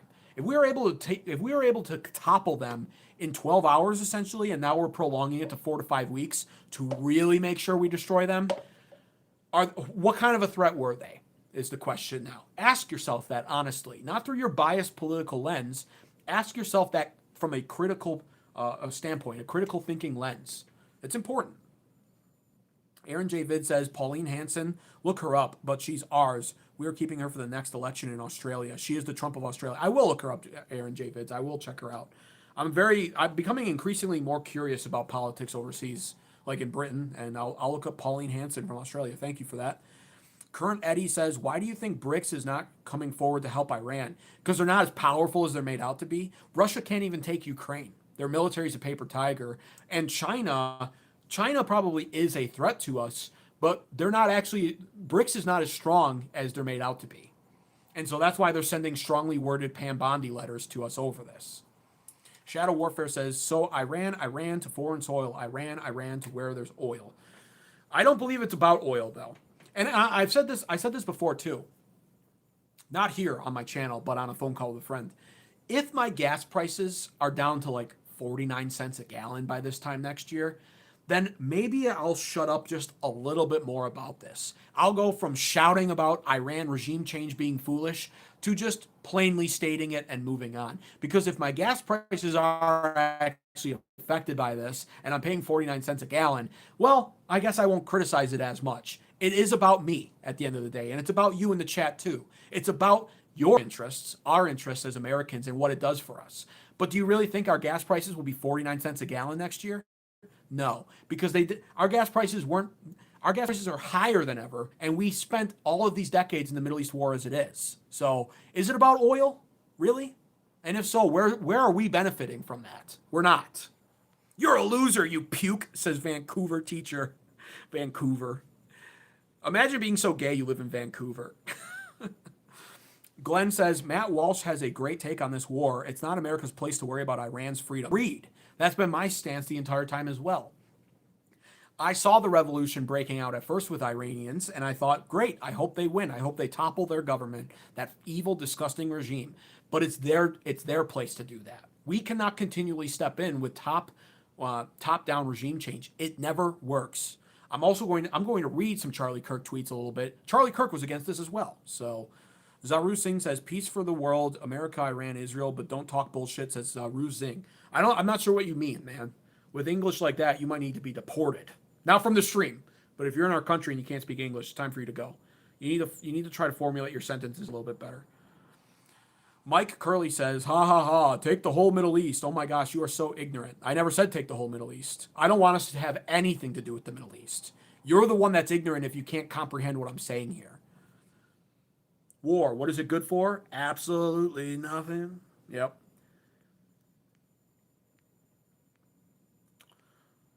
Swine, stay and pay your tariff, says Glenn. Absolutely. These people owe me. They owe me for their stupid chats. The fact that I have to read some of their chats and then skip it, they owe me their tariffs.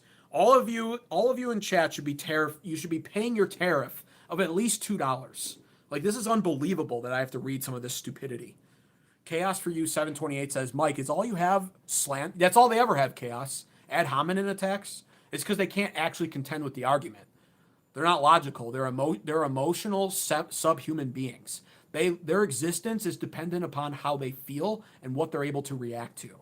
There is no critical thought with these cattle, these swine, these goy in my chat. They exist to work and to pay for all of the stuff we disagree with. There's no critical thought. They're not capable of it. And if they were, the meltdown that they would experience would be severe. In fact, this Vancouver guy, if he actually is from Vancouver, if he was able to process what I was saying, he'd be the prime candidate in Canada for what they call the, the self-deletion centers.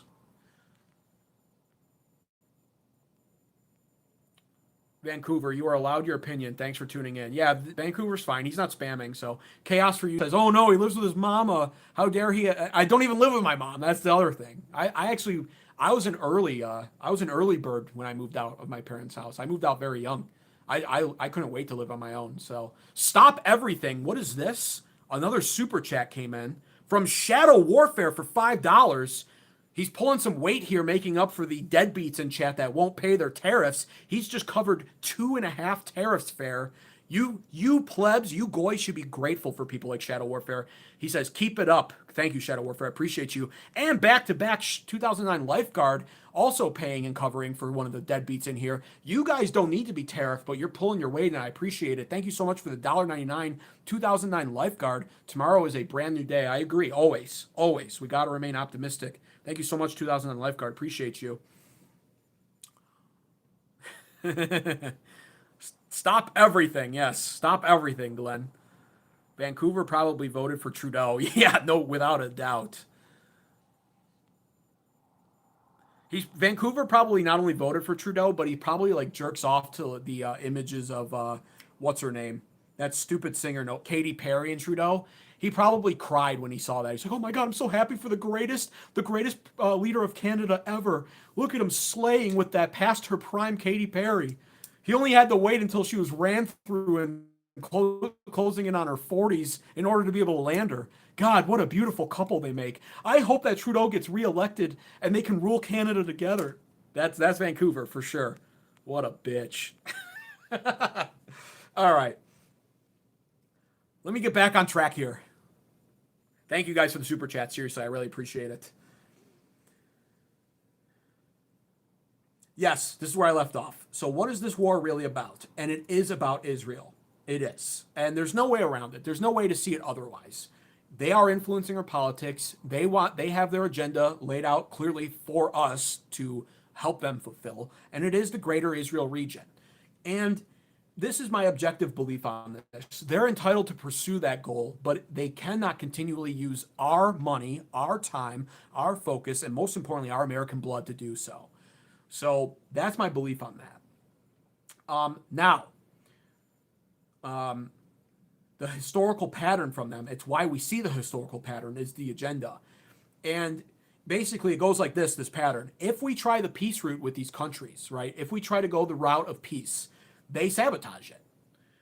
Marco Rubio essentially admitted to this today by saying Trump knew that Israel was going to strike Iran first, and knowing that this was going to happen, we deduced that they would counterstrike not just Israel but ourselves, our presence there in the Middle East. So that's why we needed to strike them first.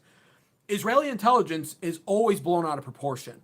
It's faulty at best, and collectively faulty with the CIA and MI6 that oftentimes tends to back it, right? And this is done by design as well because it's the military-industrial complex at work. And so we saw their faulty intelligence when it came to Iraq. Collectively, the CIA and Mossad said, hey, Iraq has weapons of mass destruction. You got to go in. What was happening before that? Israel was lobbying America to attack Iraq in 2003. And then the faulty intelligence comes in and says, oh my God, they have weapons of mass destruction. We got to go in now, attack Iraq. So we do.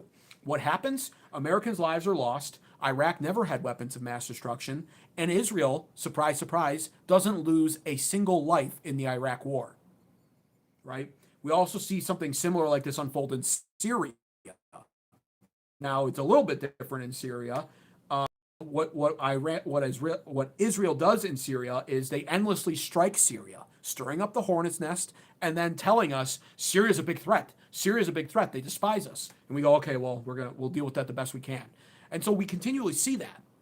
We continually see this pattern: faulty intelligence that leads to, of course, always they have weapons of mass destruction. They don't.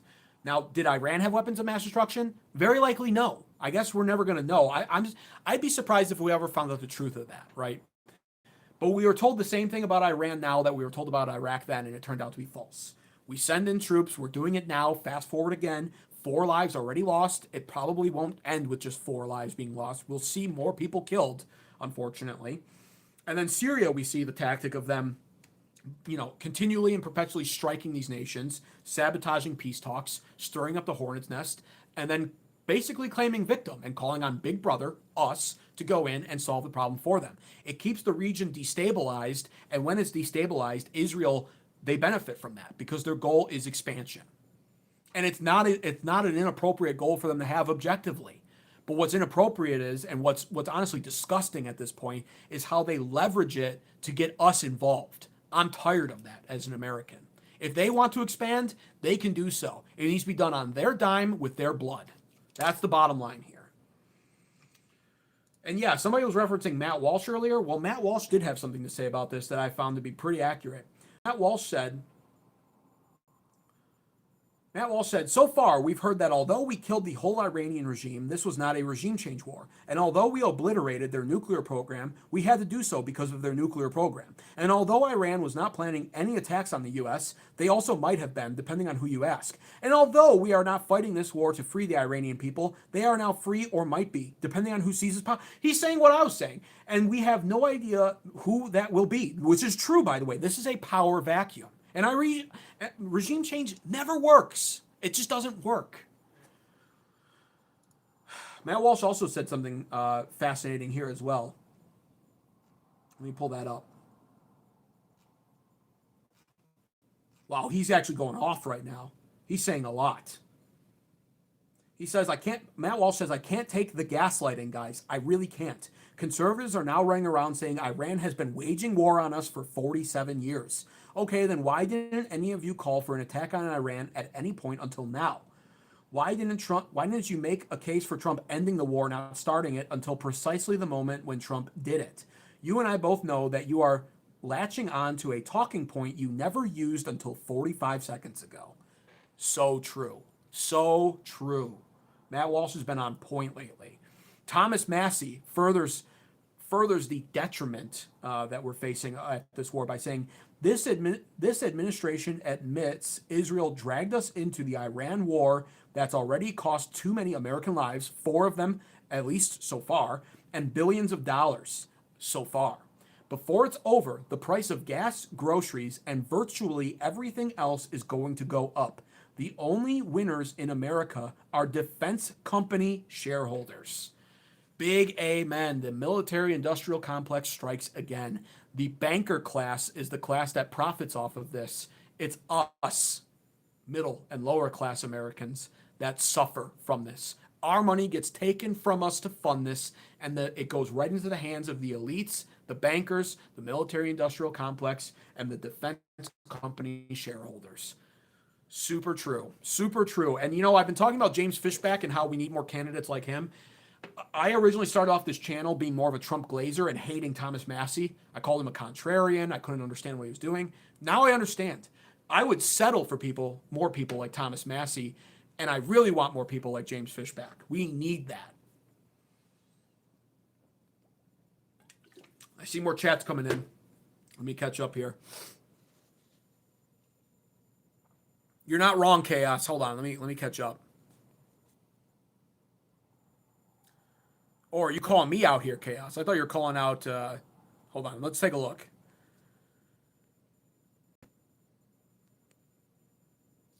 Wrong? What's cute? Scared of war? Are you even a man? Okay. Nice. Nice one. I don't know how I'll respond to that. Israel didn't lose one life in the Iraq war. What? Google it. Hold on. Let me make sure I got my facts right on that.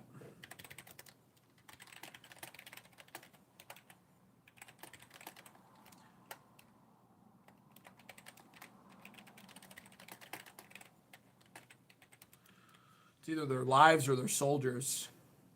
Oh, I'm a little bit wrong. Oh, wait a minute. Hold on.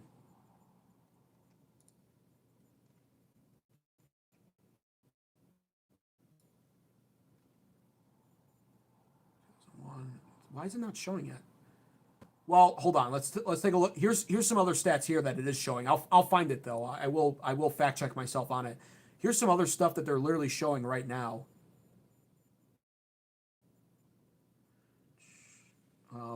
Where was that? Here.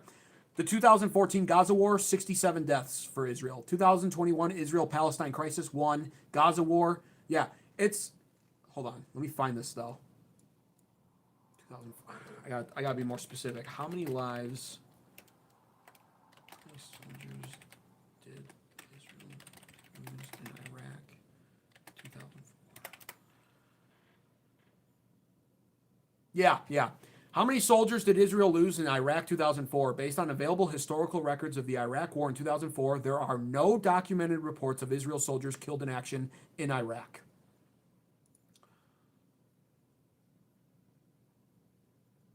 Yeah. I mean, it's Google. If you want to say, oh, I can't believe he's Googling it, well, where's your information coming from? But yeah, I mean, that's Google. I mean, that's a quick fact check on my part. I have read that from multiple different sources in the past, though. Google's kind of confirming it broadly from the AI overview. So that's the best I can do for this stream to fact check myself, but it does confirm it. No documented reports of Israeli soldiers killed in action in Iraq 2004 war. Take the Iraqi space lasers, Israel in 2004. Yeah. Chaos for you 728 says, Faraz, have you ever been to war? If not, I suggest you shut up. In fact, I suggest you get drafted into a war. Oh, okay, I see, Chaos. Yeah, exactly. Well, his comment's stupid. His chat was stupid. Are you a man? You're afraid of war? I don't like war. Yeah. I'm not a big fan of war. Excuse me for that stance. It's costly, okay? I'm not even going to stand on the virtuous stance, even though I do believe that it costs lives and that's tragic. I'll just stand on it from the economic stance. I'm tired of paying so much money for bullshit in this country. I want cost of living to go down. So I'll selfishly even stand here. I won't be a liberal virtue signaler and be like, well, it's going to cost us a lot of American lives. Yeah, that bothers me. You know what bothers me more? The fact that my cost of living is going to increase if this wages on too long. So I'm not going to stand here and be pretentiously virtuous. I'll just give you the real deal on it. Shadow, I served during Operation Iraqi Freedom and Operation Noble Eagle. Thank you for your service, Chaos. Mad respect to you. Regime changes like communism. It's because the right people haven't tried it yet. I agree. Stop everything. Glenn with a massive $10 super. My God. Thank you so much, Glenn. I appreciate you, man. You didn't have to listen. It's now going to look like bribery. I made you a moderator, and now all of a sudden you're giving me tariff money. It's going to look like bribery's happening, Glenn. I don't know what the chat is supposed to expect here. You have all this power that you're wielding now, and you're giving me money. It's like corruption. I might need to appoint some sort of a Doge moderator now, Glenn, to keep us honest, because otherwise this is just bribery at this point, Glenn. In fact, $10 means I might have to promote you to the more powerful version of the moderator, where you can control what words are banned. Thank you, Glenn. Seriously, so much. Big W in the chat for Glenn. Thank you so much. Appreciate you. Let me catch up on chats.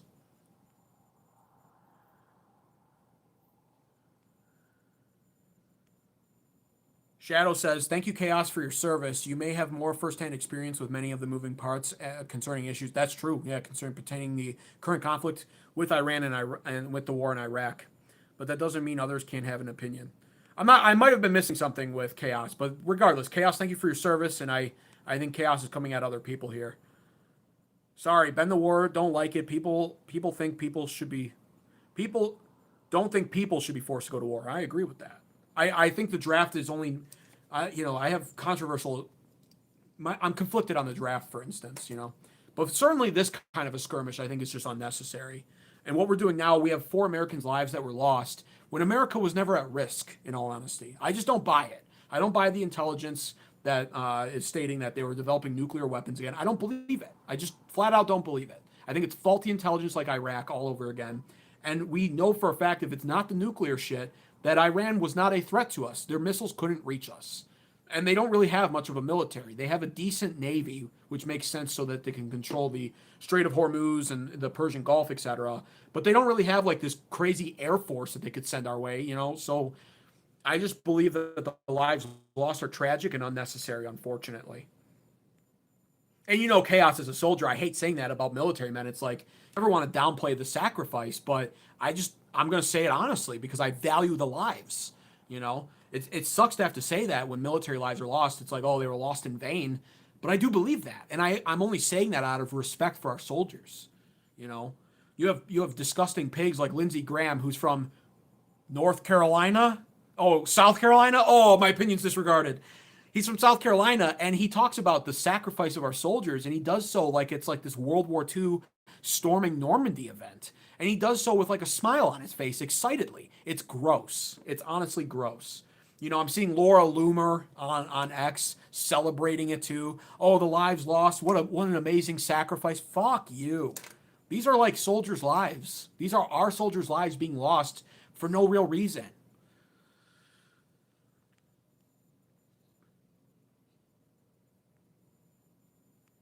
In your country, well, that's your problem, Faraz, isn't it? You're not from America, so your opinion utterly is disregarded. I literally do not care about you. If you're not an American in this chat, I do not care about you, and you only win my respect by agreeing with me. We just had a guy, GDOC, he's in my chat the other night on Saturday morning, early Saturday morning, 4 a.m. when I went live to announce it. He's from Sweden. A little bit of friction between him and I, but he was agreeing with me on a lot of stuff. So he won my respect. He's welcome in this chat. You're welcome in this chat, Faraz. You haven't spammed, but I don't care about you or your opinion. You're not from this country. You're not an American. So you're literally beneath us. If that makes me less of a man, then whatever. Masculinity is subjective nowadays. It doesn't make you less of a man at all, Chaos. Just ignore him, honestly, man. Thank you for your service. You're not less of a man for not wanting war. You're actually a moderate position, which is part of the problem nowadays. The moderate position is now viewed as hostile by both sides, in all honesty. Oh gosh, Laura Loomy, says Glenn. Yeah, she's interesting, isn't she? Chaos, it's great to have you here. I genuinely didn't understand where you were coming from. Yeah, I think you were just understanding him, Shadow. That's all. You guys are on the same side. It's Faraz who's not on the same side. Well, your country's going to liberate Iran, whether you like it or not. Yeah, that's true. Whose hands will it fall into, though, Faraz? Who will be taking over Iran? Will they be the first example of regime change actually being effective, Faraz?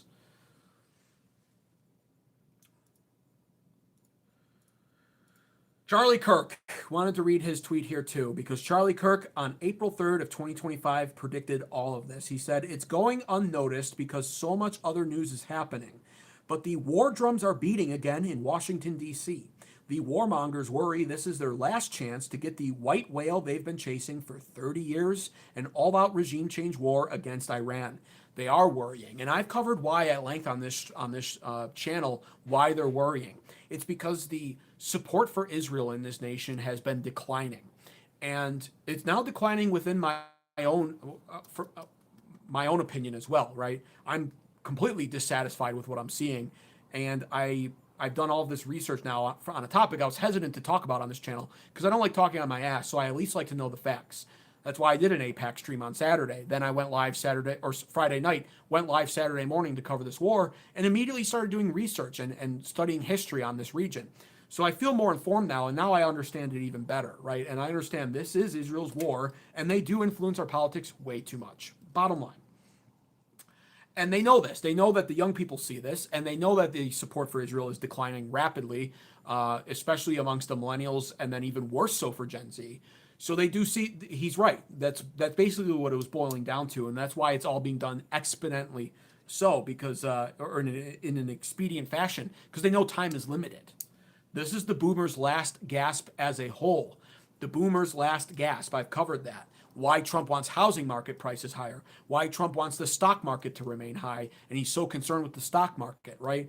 Why Trump is doing what he's doing when it comes to Israel. The boomers are the ones that benefit from the stock market, the housing prices going up, and the boomers are the ones that ideologically eat the slop of Israel being God's chosen nation, which is false, by the way. And I'm going to be doing a live stream on a Sunday, which I think will be appropriate. I've done a lot of research on the term Judeo-Christian, and I take serious issue with that term. And I take serious issue with the misinformation and the wrong context behind this, and how Christians and boomers alike are deceived by this. So that's what boomers believe, and this is the boomers' last gasp. This is the full picture of that. It was the boomers that thought that we owed it to the rest of the world to give them a chance here in this country. So mass deportations are now ending. Boomers' last gasp. You know, it's the boomers that have their 401ks invested in the stock market for, years and years and years. So the stock market going up, Trump viewing the economy as the stock market, the boomers' last gasp. It's the boomers that are now moving on to own 2 homes as they pull their equity out of the first home that's worth $600,000 nowadays. They bought that home, mind you, in 1983 for 18 grand. Well, the boomers are buying their second home. So the boomers benefit from the housing prices eventually going up. They're going to own 2 homes that are increasingly going up in price and value. And now it's the boomers. They believe that Israel is God's nation, God's people, right? And to some degree that is true, but I'm going to break that down on a different stream on why they get that wrong. So the boomers eat this up. They eat up this slop of, we got to protect Israel. God will bless those who bless Israel. So we need to fulfill Israel's agenda. That's boomers, the boomers' last gasp. That's what this all comes down to. And Charlie Kirk was pointing this out without saying it, because we all know TPUSA was funded a lot by Israeli dollars. Nevertheless, he went on to say, a new Middle East war would be a catastrophic mistake. This was Charlie Kirk, mind you, on April 3rd, 2025. A new Middle East war would be a catastrophic mistake. Our military stockpiles are depleted from 3 years of backing Ukraine. Our effort to reshore manufacturing has only just begun and will take years to bear fruit. War would worsen our already immense deficit and national debt. Yes, and I've covered this before as well.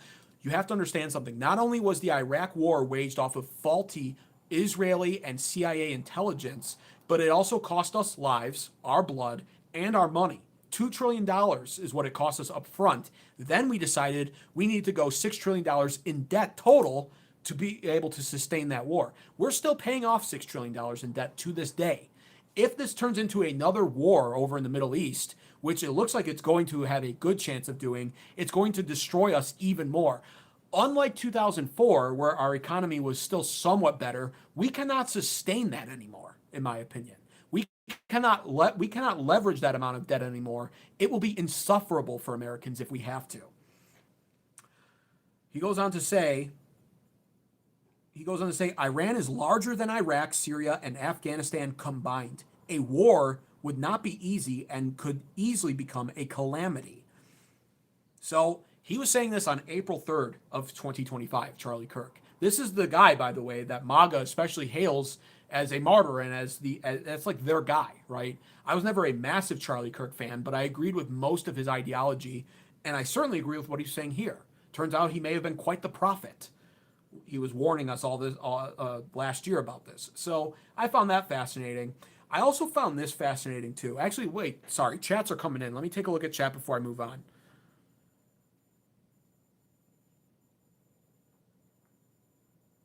It's time to start working on your first book, says Lifeguard. I appreciate you, Lifeguard. Like I said, I know you're probably not fully agreeing with me here, but I appreciate your support, like I said, and I appreciate you being here and your sense of humor. And yeah, maybe I should start writing a book at this point, shouldn't I? My heart, I'm pretty dead inside, says Chaos. Yeah, so am I at this point, man. It's hard not to be. Jen Willem Bavink 3650 says Israel, not only country in the Middle East where you can be gay openly. Queers for Palestine. Okay, thank you. This was what Ted Cruz wants us to believe, says Keystone. Ted Cruz is the worst right now. He's more insufferable than Ben Shapiro. Shadow Warfare says, chaos, whatever remnant remains is detectable, even if barely. Yeah. Glenn says, Dennis Prager and Ben Shapiro will want to debate you on Sunday as a special. No, actually, Glenn, if I rise to too much prominence, Ben Shapiro will want to make sure no one ever finds out my name, because that's what they're in the business of doing, is trying to suppress people who have talking points like me. Glenn says, the boomer's last gasp is a great phrase. It is a great phrase. Honestly, all credit to Owen Schroyer. Owen Schroyer. I was listening. I don't have time to listen to too many shows these days, but I was tuning into an Owen Schroyer show. He had some beef, unfortunately, with Alex Jones, started off his own show, and he said the term. He said, Trump, we voted in Trump to be anti-oligarchy, I think is what he's saying, and, anti all of this stuff of how the boomers ruined this country. And it turns out Trump is just the boomers' last gasp, and he's doing everything they wanted. And I thought, you know what? That's perfect. That is perfect. So I've adopted it. And I have a rule, by the way. You always, if you're stealing someone's line, you got to give them credit twice. The first 2 times you use it, you got to give them credit. After that, it becomes your line. So I've given Owen Schroyer credit twice now on this channel. From now on, it's my line. I will no longer be giving him credit. That's the rule here. You can plagiarize. You got to give credit twice. After that, you don't have to keep saying it. So it's now my line, officially. Trump is the boomer's last gasp. Jen Willem Bavink says, deportations make sense. It should not be political. Agreed. I completely agree. In some ways, it wasn't. There was a good chunk of Democrats that supported it, too. At least at first. Gen X is where it's at, says Jan. Well, I don't know about that. We'll see. They're going to start taking power from the boomers, so we'll see if they live up to the hype then, Jan. Boomer's last gasp. I can see it in print. Not get started. Yes, exactly, Lifeguard. It is a great phrase. Credit to Owen. Shadow Warfare, you had to unhide. Thank you, Glenn. I appreciate that. Yeah, you can unhide almost every comment, to be honest with you. We got to remain free speech absolutists here. I mean, unless it's like really bad, honestly. Then we have to abide by YouTube censorship, Glenn. But for the most part, I typically unhide the comments. Matthew Eden says we have plenty of weapons. We have Ukraine, all our old shit that was taking up space, says Matthew Whedon. Not sure what point you're trying to make. I might have missed some chat context there. What would be your ideal society? I would love it if you explained it fully, says Scruffy. Oh, man. I would need to do a different stream for that. That will just take too long. I actually would need to formulate all of my thoughts and, assemble them together on paper. So I'm not even going to try to answer that right now, Scruffy. Appreciate the question, though. Okay, here's what else I found fascinating. This is to wind down the stream a little bit here. I got 3 main talking points left here. Tucker Carlson had something very fascinating to say, actually, pointing out something that I found interesting. He basically stated that when you look at our world leaders throughout history and you look at the last world leader to really say no to Israel, turns out that was JFK, Kennedy. Listen to this. Very thought-provoking. Very fascinating. I'm going to try and hold the speaker up so you guys can hear it. Last president to do that was John F. Kennedy in 1962 when he got in a, not as famous as it should be, dispute with the founding prime minister of Israel, then the prime minister of Israel, David Ben-Gurion, over Israel's nuclear program at Dimona.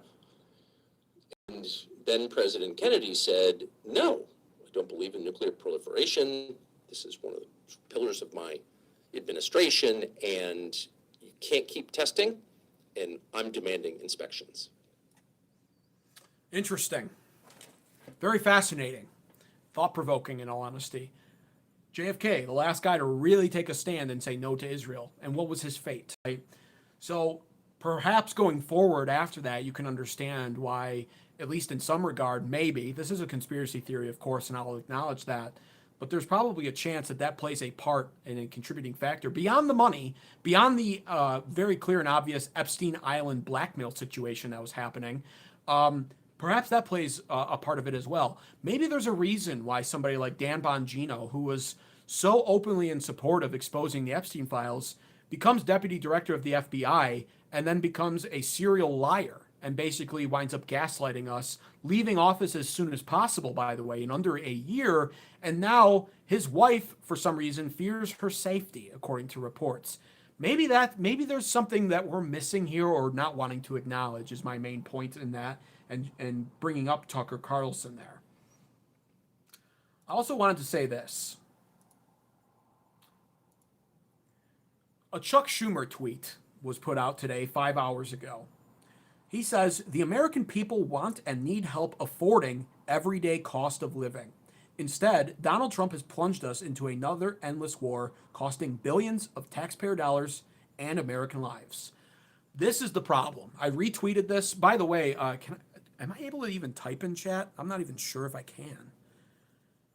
I wish I could type in chat. I don't think I can, but I wanted to share the link to my X account. I actually have 2 X accounts.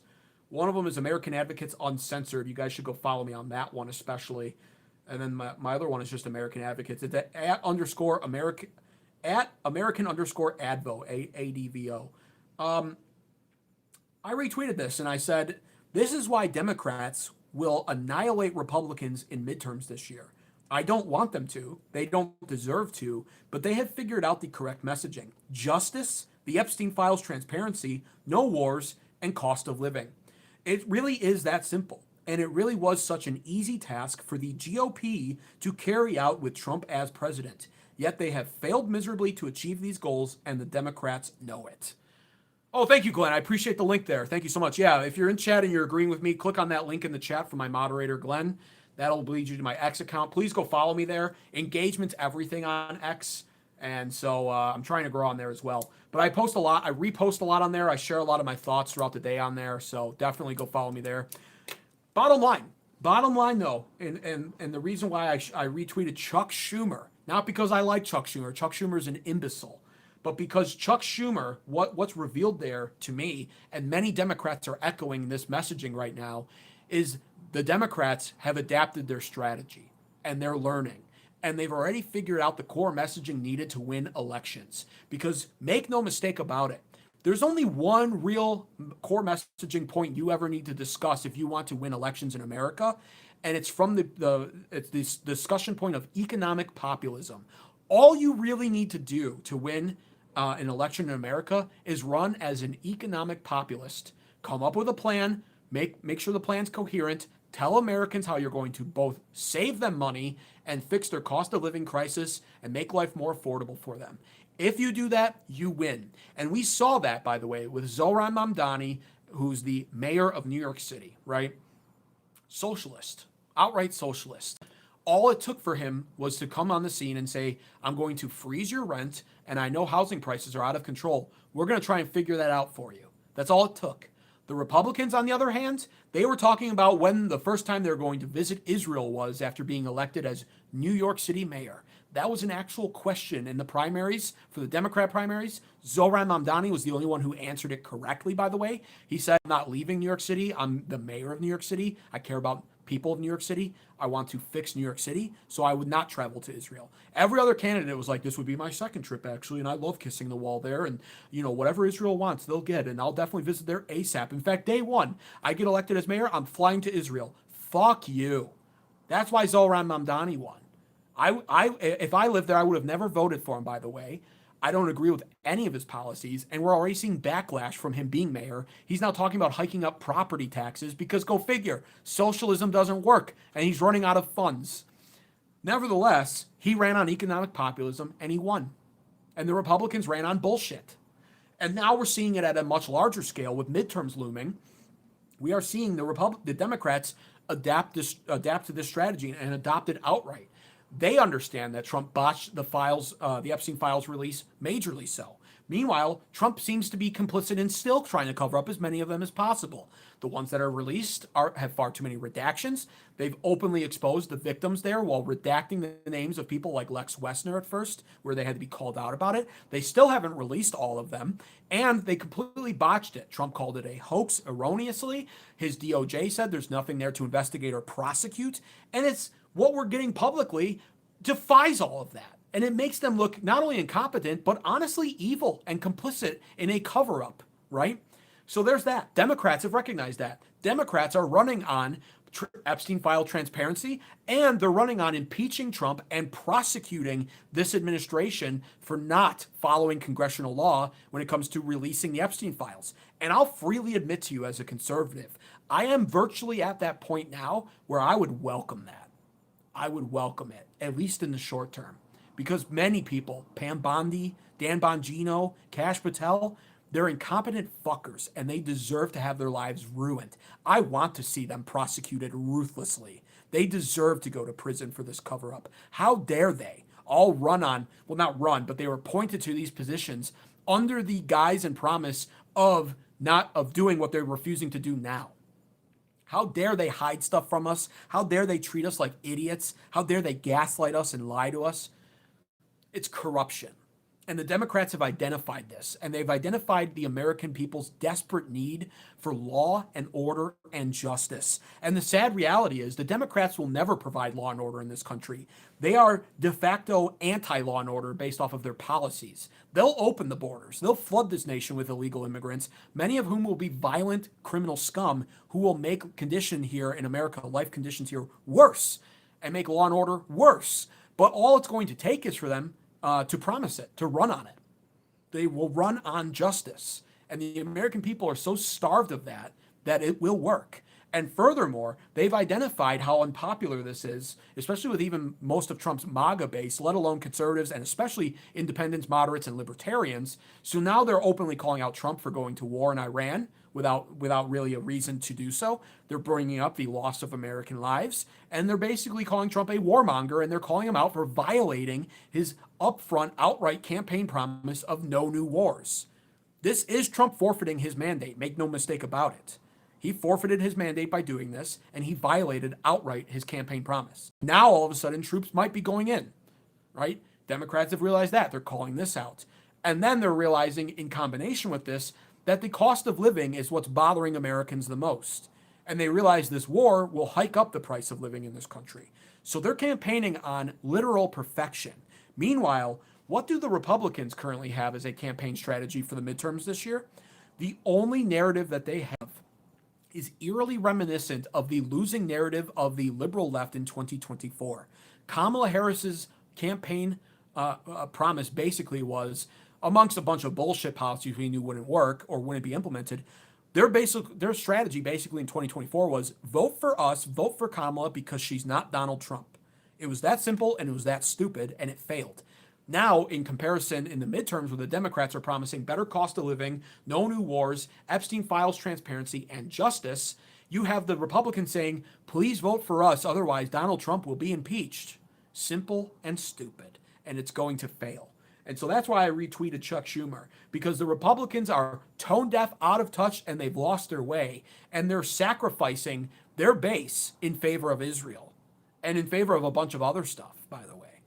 But that's the main point of this. And, you know, I know there's this congressional redistricting effort by Republicans to hold on to the states, but they've, at this point, in my opinion, I don't think that even is going to work. I think the Republicans have triggered and pissed off and let down so many people that they will lose the midterms in a humiliating fashion.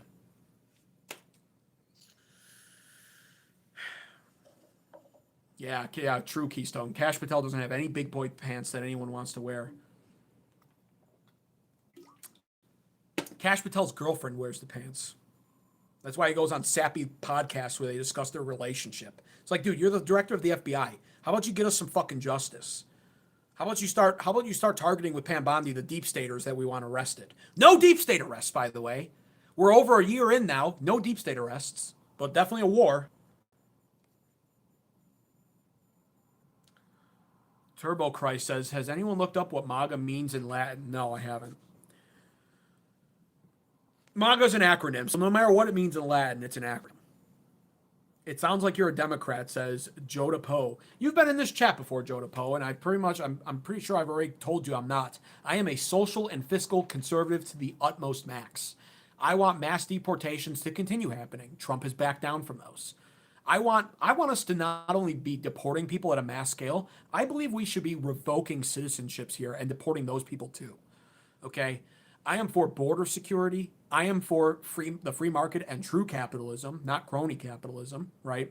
I am for law and order. I want deep state people arrested. It doesn't get more conservative than me. I want Christian nationalism to rise in this country. My problem is Trump is a 1990s New York Democrat. That's really what we're seeing here. Trump is not conservative enough, and he's a total letdown at this point.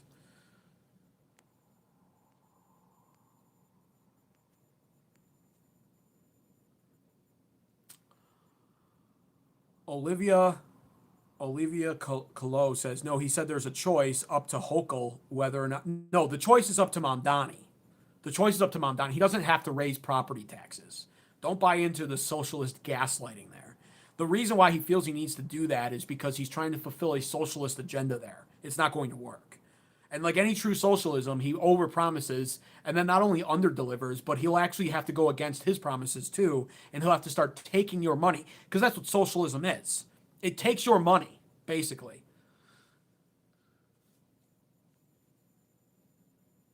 I have noticed the women in chat trying to spew their nonsense went away after the sandwich order was placed. They don't know how to make a sandwich, that's why. Hopefully they're watching tutorials on YouTube on how to do that. Because women nowadays are so fucking useless, and like, it's okay if you're pretty and stupid as long as you're useful, but women nowadays are either like fat, stupid, and useless, or they're pretty, stupid, and useless, and either one's a bad deal, you know. So yeah, they're gone, thank God. This is a political channel. It's for women, okay? My demographic of viewers on this channel is like, it's like 76 or like 84% men, you know. There's like a few loyal female viewers that I've noticed before that don't mind my playfully sexist jokes because they're like super conservative probably, and they know their place already.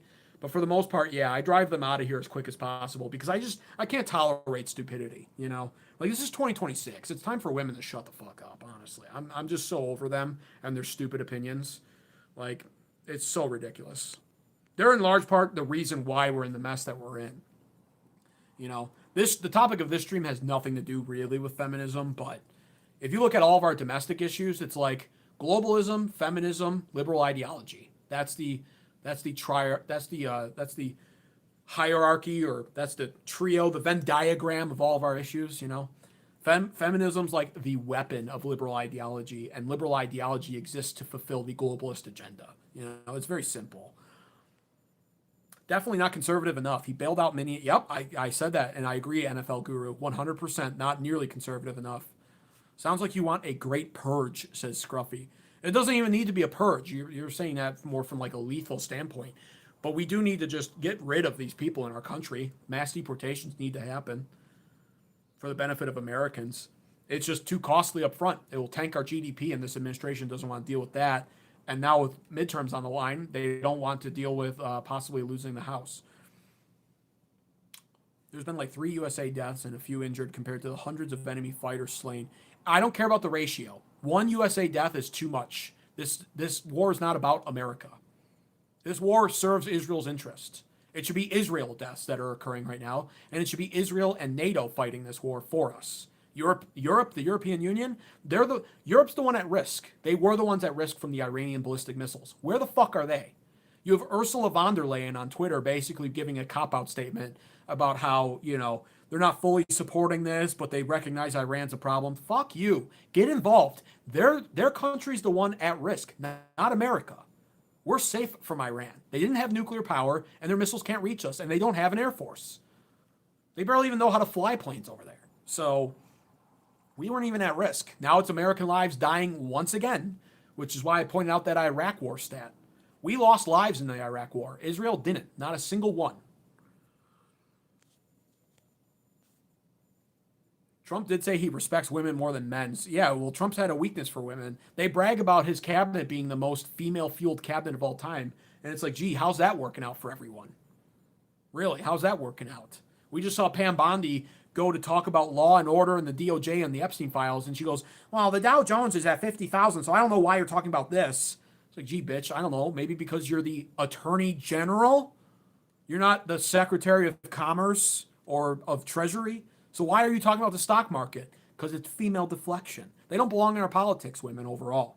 If they're going to take a political role, it should be an ambassador to another country, because women are good at appeasement, and they're good at being charming, and they're beautiful, they're charming, they're good at appeasement and soft negotiation. So an ambassador role is perfect for somebody like Bondi. It's perfect for women.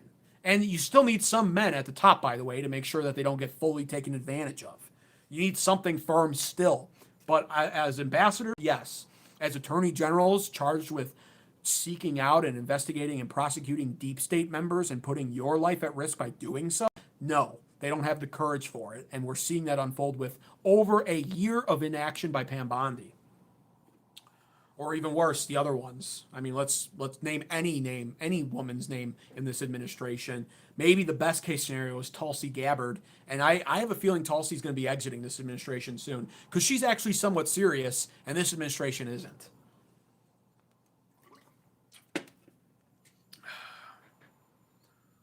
Trump is the classic example of a Rockefeller Republican. I could agree. I could get behind that too. New York Democrat, Rockefeller Republican.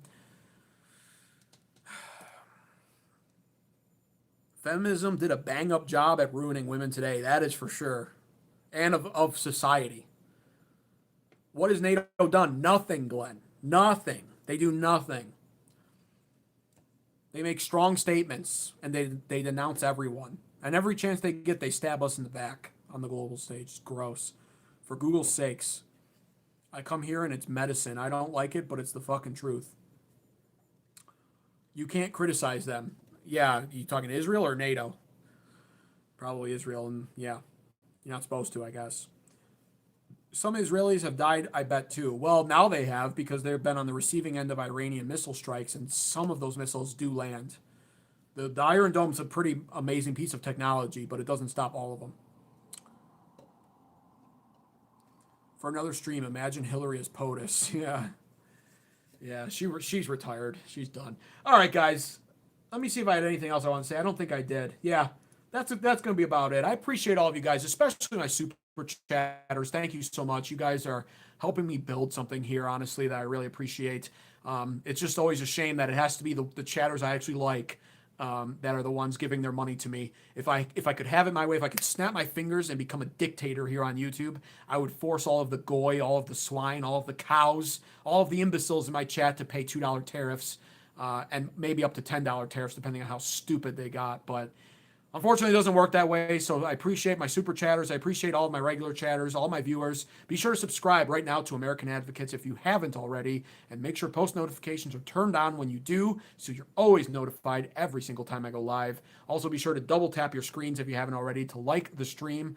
And if I missed one of your chats in chat, and you really wanted me to see it, you can leave it as a comment when the stream posts as a video on my channel. I'll take a look at the comments. And I'll try to find time to reply to them, especially if they're worth responding to. So thank you guys so much. Glory to America. Things are looking bleak right now, but always glory to America. God bless the USA. God bless all of you, especially you rich mofos that are giving me money. Appreciate you guys once again. Thank you so much. Have a great rest of your evening. I'll be back tomorrow to discuss something, probably more Iran news, but we'll see. Take care. Have a great evening.